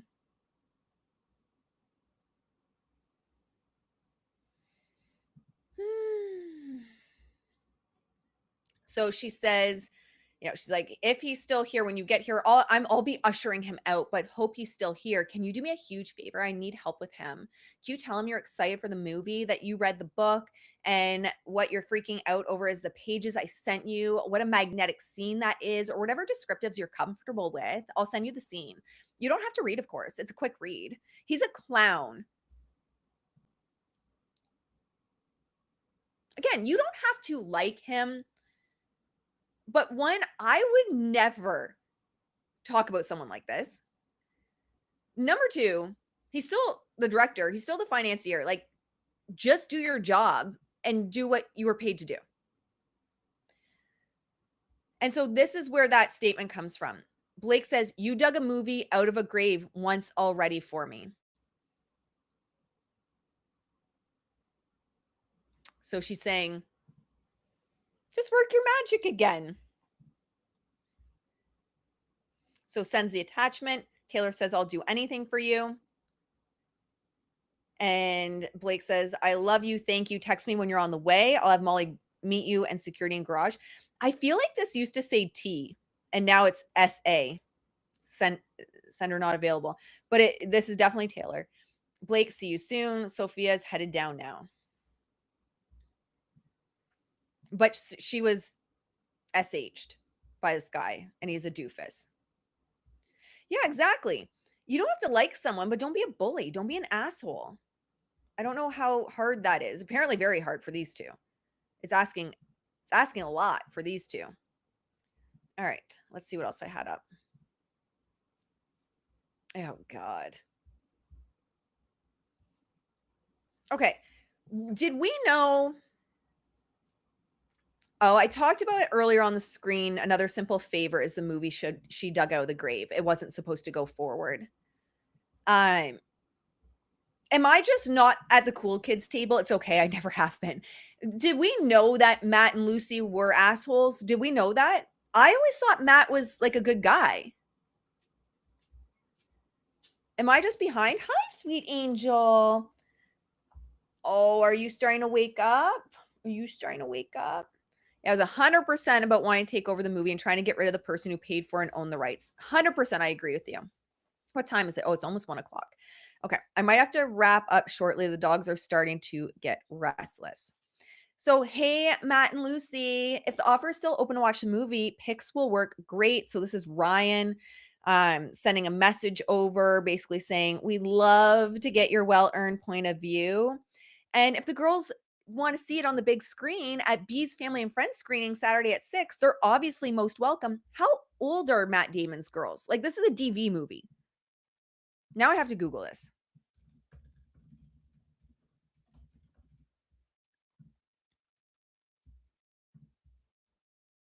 Okay, 26, 19, 17, 15. I'm just old.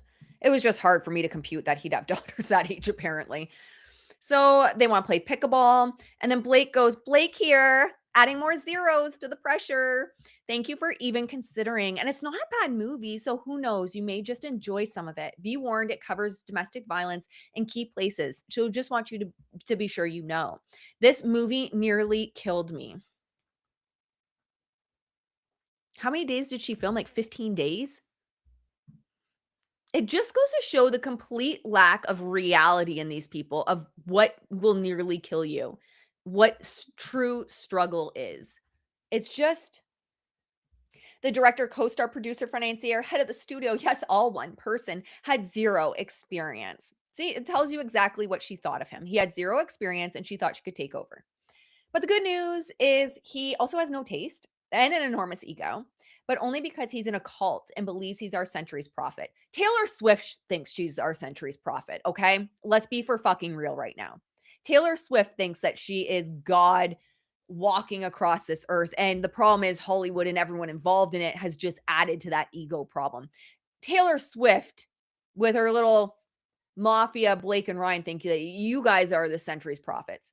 I wish even one of these things was hyperbolic. Anyway, juicy stuff. Can't stand her. All right. So then they go back and forth with Matt and Lucy. Matt says he's looking forward to seeing the work. Brittany. B in my head is Britney Spears. Also old. Me old, not Britney. Lucy, of course, we're happy to watch and hopeful to help. Let's talk tomorrow. Blake, politically, because this man is also the head of studio, fuck my life. Sony's distributing, looking for every reason not to use his cut. Lucy, it's insane the power this guy has. What? With no experience to back him. What power? What power? What? He had no power. Literally no power. And what within this thread says he has a lot of power? Nothing. It's his movie. And Blake says it's all his cult money and backing. So from the beginning, she had a problem with Steve, which is why in every filing, Blake takes the opportunity to be like, Steve, the billionaire.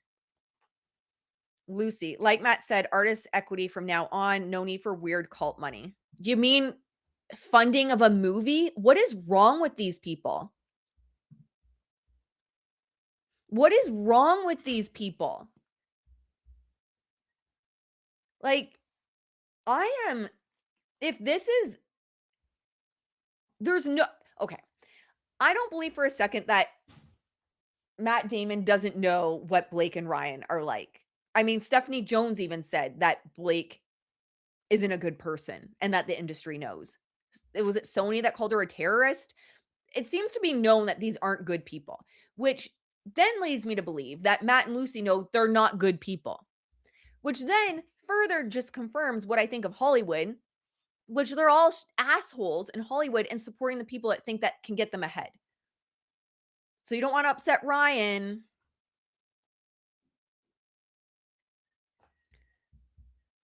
You mean to tell me that people in Hollywood don't know that Blake and Ryan are a fucking problem?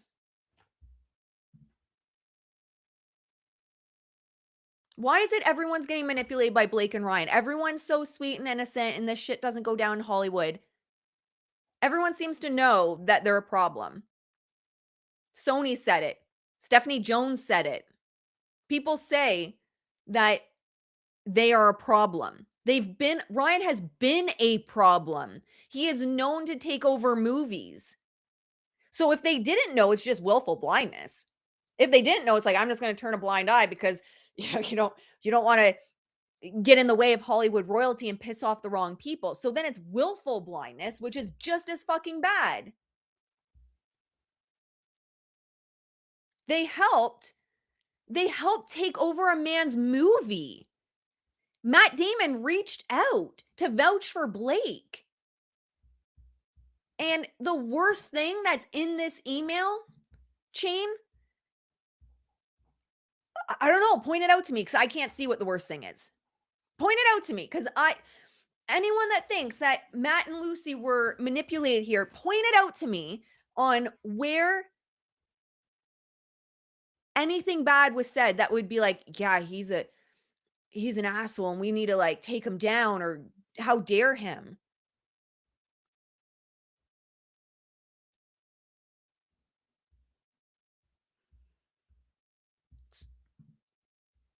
So everyone's just being manipulated by Blake and Ryan? Taylor too?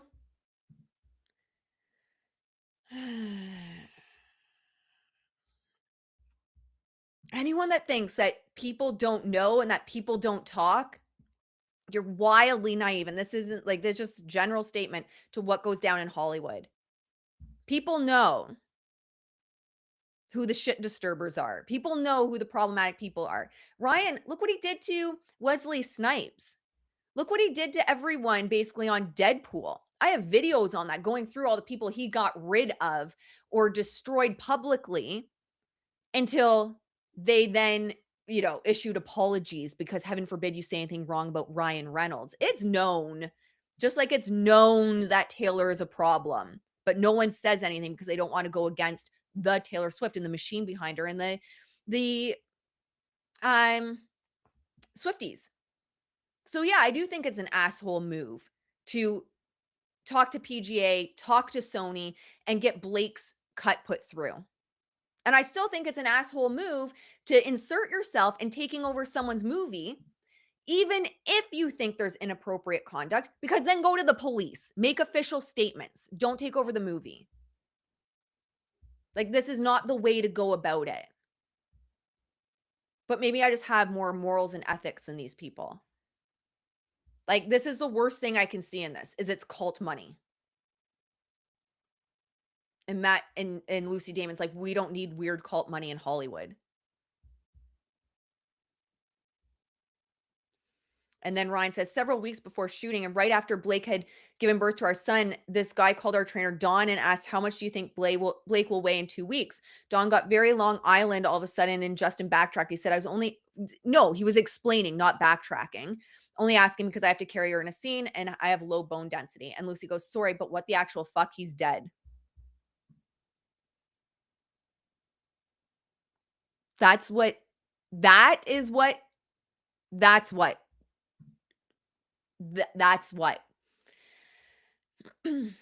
Get some no, and keep in mind, a no name dead. Hollywood takes care of their own. Yeah, I can't see anything either that Ben did. Good. To be fair, he has hands full with J-Lo. That's a good point.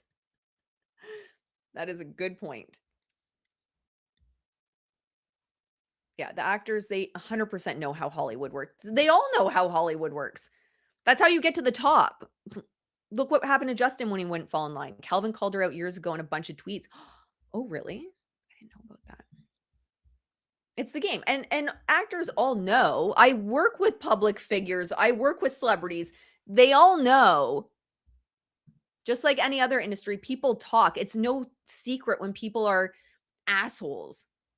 But you fall in line. You back those that benefit you. That's the rule. Blake says it was actually 2 weeks before when pressed even further, he said he needed train to adjust his bone density because to circle back, he has low bone density. I don't understand. Like, if someone messaged me and was like, Ash, this is what happened. My boss on this movie asked how much I weigh because he has low bone density and needs to like train because he has to lift me. My response would not be what the actual fuck, he's dead.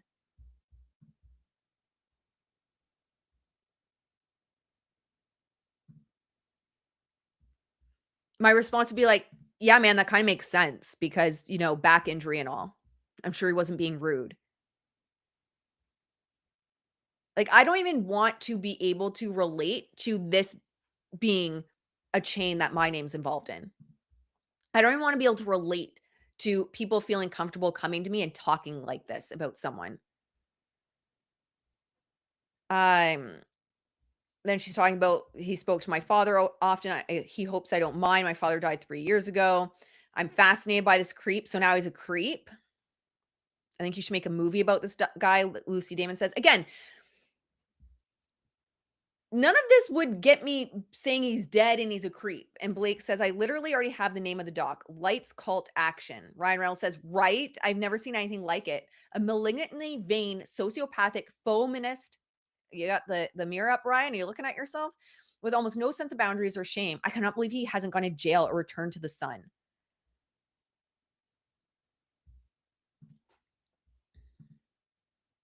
I'm sorry. Maybe I just, again,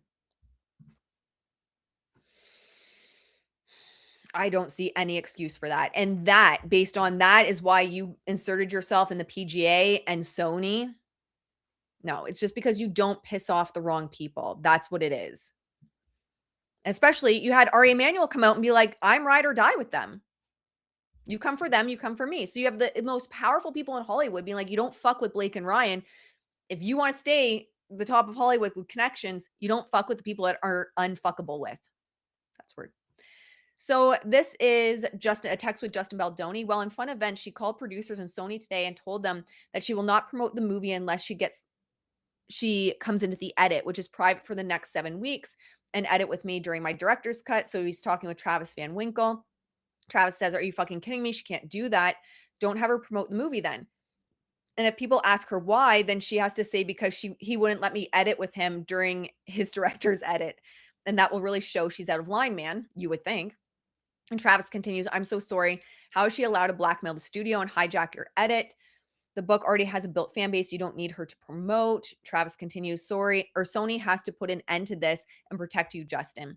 Please call her bluff. Fuck, I hope someone can call her bluff. He continues with, who the hell does she think she is? Has this ever happened before? Can't be the first time. What have the studios done in the past when an actor pulled some shit like this? There has to be precedence for something like this that protects you. Well, Ryan has pulled shit like this. Watch my videos. I have videos on his playbook, on his Trojan horse playbook, on what he did on Deadpool. This has happened before. People don't question it. They let Ryan do what Ryan wants. And Justin continues, she has the nuclear bomb. If she doesn't promote the movie, she can leak that I'm a bad person or that she felt unsafe with me and all the stuff she has on me. And he uses in quotes like all the stuff, meaning like that's her words, not mine, right? Not Justin saying she has all this stuff. That matters. It's in quotes of like all this stuff that she claims to have. And then she's the victim. It's the Taylor Swift playbook. I mean, it is. So she can ask for whatever she wants because she knows I know. Travis says, what did Taylor Swift do? And he says, and fuck. Travis says, what happens if she leaks all that stuff? Is that something you're willing to stand up to in order to make your movie? Or is this a swallow your pride kind of thing? And again and again and again, isn't there power in you having all the stuff on her and Ryan as well? And Travis continues, I'm so sorry, man. This is never ending bullshit coming at you. And Justin says, Scooter, when he bought her catalog, yep, y'all have been sold a lie. That's for another day. We've already been going for 2 hours. I'm not going to talk about today, but that's another day. Y'all have been sold a lie about what happened with Scooter. But it goes into the brand. It's always I'm the victim, especially men are bad and out to get me and to hurt me. And if you watch my video from yesterday, I talk about that as well. The psychology of her brand. Good brands have an enemy. Believe it or not. You just don't necessarily make them people.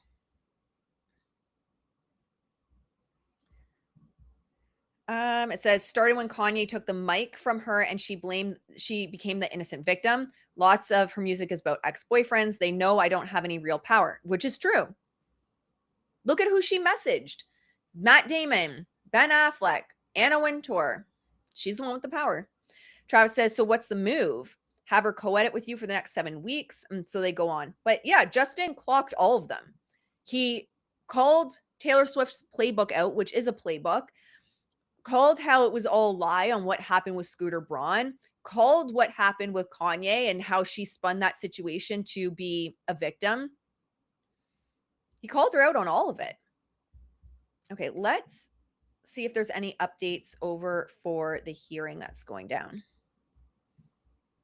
I can't stand liars and I can't stand bullies. I can't stand manipulators and all these people. I'll leave Ben Affleck out of it because it looks like he was like, no, what I am not doing is getting involved in your bullshit. So Ben looks like he didn't get involved, but Matt inserting himself to ensure that her film, her version goes. No, sorry. Sorry. Taylor? Hell no. Okay, let's see.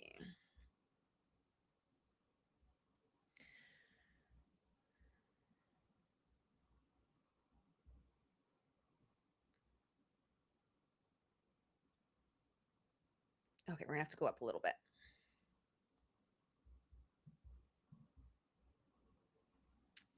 So they're going on about the signal messages.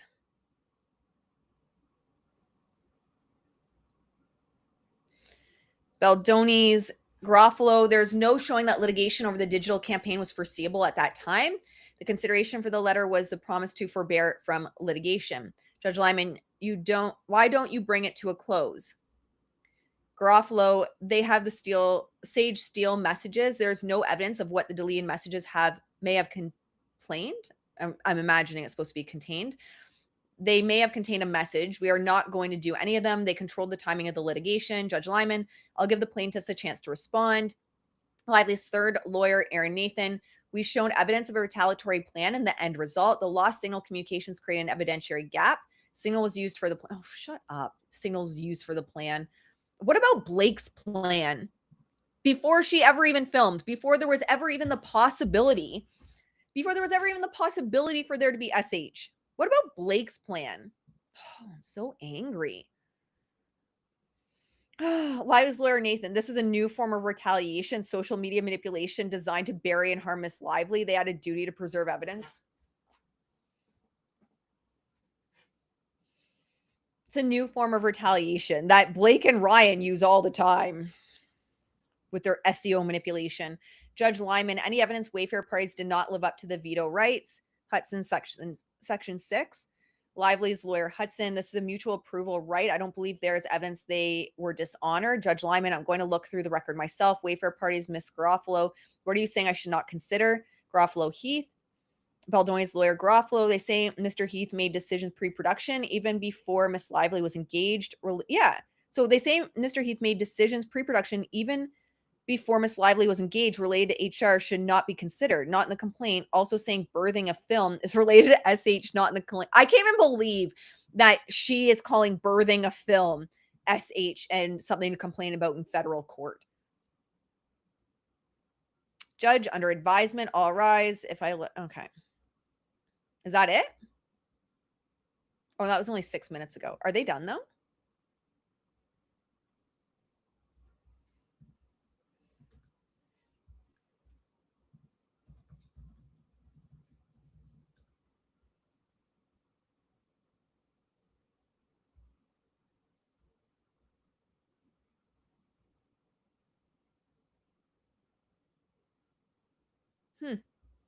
Looks like they might be done. All right. So under advisement, I don't know. It seemed like he was leaning towards, I don't know if you guys got that vibe in the beginning, leaning towards not doing the summary judgment. And Blake has that new Jeffrey Epstein victims lawyer all ready to go, of course, to go out and give a statement about like a win for victims and to get all the headlines with how this is a win for victims and Blake is standing up for victims and all this other bullshit. All right, guys, that was 2 hours. How are you guys feeling?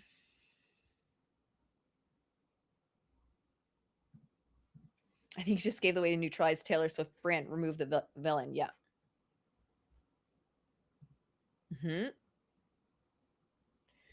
This is just insane. What was I reading from? That is, I don't know how long ago this was sent. That what I was just reading from is someone like a reporter in Inner City Press writing the play-by-play of what was going on in the hearing today because there was a hearing today. So that's what I was. Oh, yeah, let's actually go over to X because there was something that I wanted to share from not actually Golden. Oh, whoops. TikTok, not X.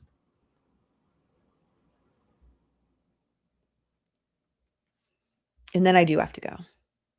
But we'll see if she has any updates on new stuff.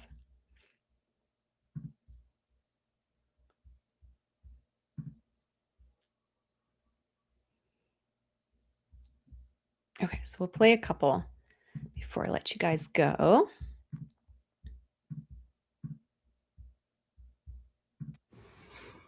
I swear, Bacon Eggy, I'm in the closet. You just can't see it because this thing will only let me do green screen. It won't let me jump back and forth. I swear I'm in the closet.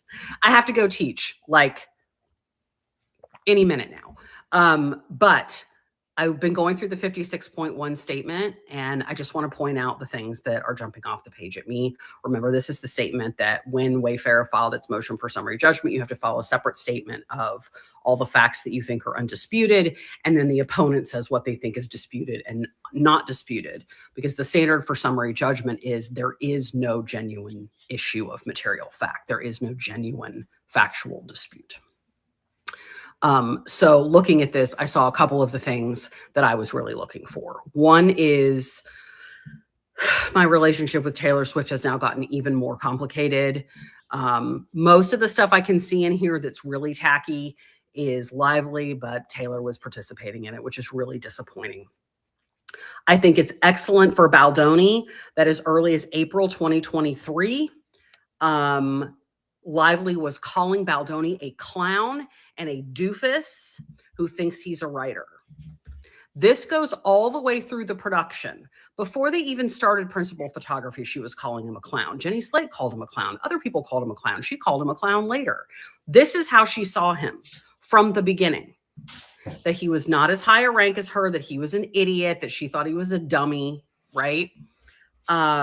She calls him a clown and a doofus and these kinds of things all the way through. You know what she doesn't ever call him?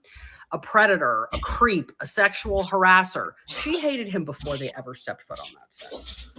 And it's right here in her emails with Taylor Swift. I don't love the fact this was the whole meeting at the loft where Taylor Swift did what she was supposed to do, which is be like, oh, I think the script revisions are great. You know, the only thing we have in writing here is her saying, I'll do anything for you. Okay, fine. But then Lively's email or text to her later. This clown falling for all of it. She was trying to fuck this guy over from the beginning, before they even started filming, calling him a clown all the way through.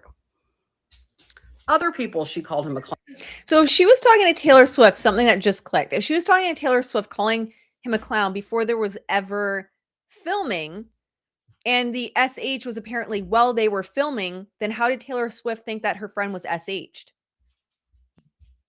Clown too. Matt Damon and his wife, and Ben Affleck. This shit is the best.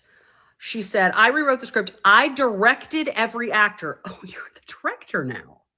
How interesting. I really like the quote at the end. I ended up rewriting. I also ended up having to direct the movie via the chaotic clown at the center. In other words, he thought he was the director, but I was really the director. I was pushing him around. How's that for a case that's entirely about who had the power on the movie set? And then, of course, she calls him a chaotic clown again. I'm dying to know what these people think. I wonder if they read this and were like, oh my God, Blake is awesome. Or if they're like, ugh, Reynolds' wife, she's a piece of work. I wonder. We'll probably never know. And then again, texting with more people. This time we've added Bradley Cooper, we've added Colleen Hoover, and we've added Taylor. They're talking about using Taylor Swift's song. And Taylor says, you know, if he was smart, he wouldn't let you use my song because you using my song is only because of you, Blake, and that gives you more power, which is probably true. But then Blake Lively says, you're right, blah, blah, blah. This was his only shot at having the appearance of an upper hand. She says straight out, he didn't have the upper hand. I mean, I can't believe it's this bad for her, honestly. I really hate this part about Taylor Swift. This is probably the hardest part for me to read, where I was like, oh, cringe. Where they're talking about the New York Times article coming out, and Swift says, I think this bitch, I guess this bitch must be Baldoni. I think this bitch knows something is coming. He's gotten out his tiny violin. Now, somebody DM'd me that the tiny violin stuff is in that song Canceled. So maybe that song, maybe I'm wrong. Maybe that song was written later, or maybe it was updated after all of this. I don't know. But the fact that Taylor Swift is calling him this bitch, and I don't think she's doing that because she thinks that he sexually harassed her friend. There's no evidence that Lively told Swift, this guy's sexually harassing me and I'm scared of him. What there is evidence of, at least that I've seen so far, is that as early as pre-production, she just thought he was an idiot that she could take advantage of. And Taylor's calling him this bitch. That's a really bad look, Taylor. I'm really disappointed. I'm sure she's really upset about how I feel, but I think a lot of people are going to feel that way. And then the Van Zandt of it all. Oh, I can't get enough. So it sounds like the intermediary between Stephanie Jones and Lively is Ashley Avignon, who is one of Taylor's. Okay, and we talked about that on the channel. I just wanted to get a lawyer's perspective on the fact that it looks like this was all premeditated. Let's see if we can skip forward a little bit. About this. Jesus. And then I do because it is a sight to behold. It's like kind of restoring my faith in what men are capable of messages, that there's just a lot of Hollywood elitism going on here, right? Like she and Ryan are at this upper level A-list stuff with Taylor Swift and Damon and Affleck and Anna Wintour. She's emailing or texting or whatever Anna Wintour about this. Jesus Christ. Talk about the ultimate mean girl, right? If I were Anna Wintour, I'd be like, why are you telling me this? Anyway, clearly she sees, and Ryan too, like the Wayfarer people are beneath her. They are below her. They are at the upper echelons, and these people are at the lower echelons. That's obvious. And I think we kind of had some indications of that all along. But I think what's so fucked up about that is that these people that she immediately calls clowns and doofuses and all this kind of stuff are the people who gave her the biggest opportunity of her career. This leading role in this film for a very popular book adaptation was the biggest leading role she has ever had. And I believe paid her the most she had ever been paid.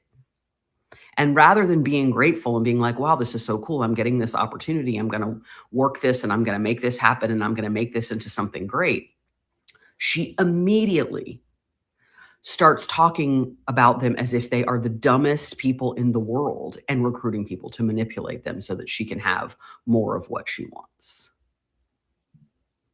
That is diabolical shit. It's diabolical enough. Like we've known over time, people are like, oh, you know, she took control over the movie, and people have been saying she stole the movie. And I've always like had trouble with that terminology because, like, you know, does anybody really own a movie set? But the fact that we now know that not very long after she got the role, before they had even started filming, she was already calling these guys clowns and trying to figure out a way that she could slip herself in there to do more of this movie than they were letting her do. It's just entitlement to a degree that I almost can't fathom. I almost cannot handle the amount of entitlement.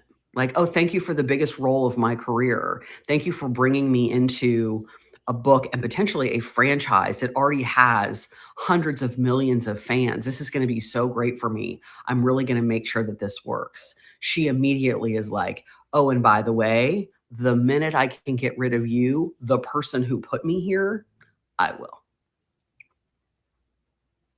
That's why I think a lot of us will just never be able to look at her the same way again. And that's why this thing can't get in front of a jury. And so that's the part I wanted to get to and this is why this thing can't get in front of a jury. I don't know how you put this in front of a jury. How do you put this, which she was conniving before they ever got on set? I guess the argument of her lawyers will be, you know, she can be an asshole and she can, you know, be someone that's hard bargaining, as the judge said, and also be SH'd. Like, is that going to be their argument? Diabolical sounds like a compliment word. Please someone call her something else. It does. I agree with that. I kind of like the word diabolical. It's a cool word. All right, my friends. That's all. We went for 2 hours today. I just got a message seeing if I can do an earlier interview than what was scheduled. So I should probably get some lunch in me. It was so nice hanging out with you guys today. We'll update you on Instagram. So it's just my name under Instagram. See if there's any updates on the case in regards to the judge's decision. I'm imagining is not going to make that decision today, but we'll see. But anyway, guys, I've got to run. Thank you so much again. And with that, I'll see you in the next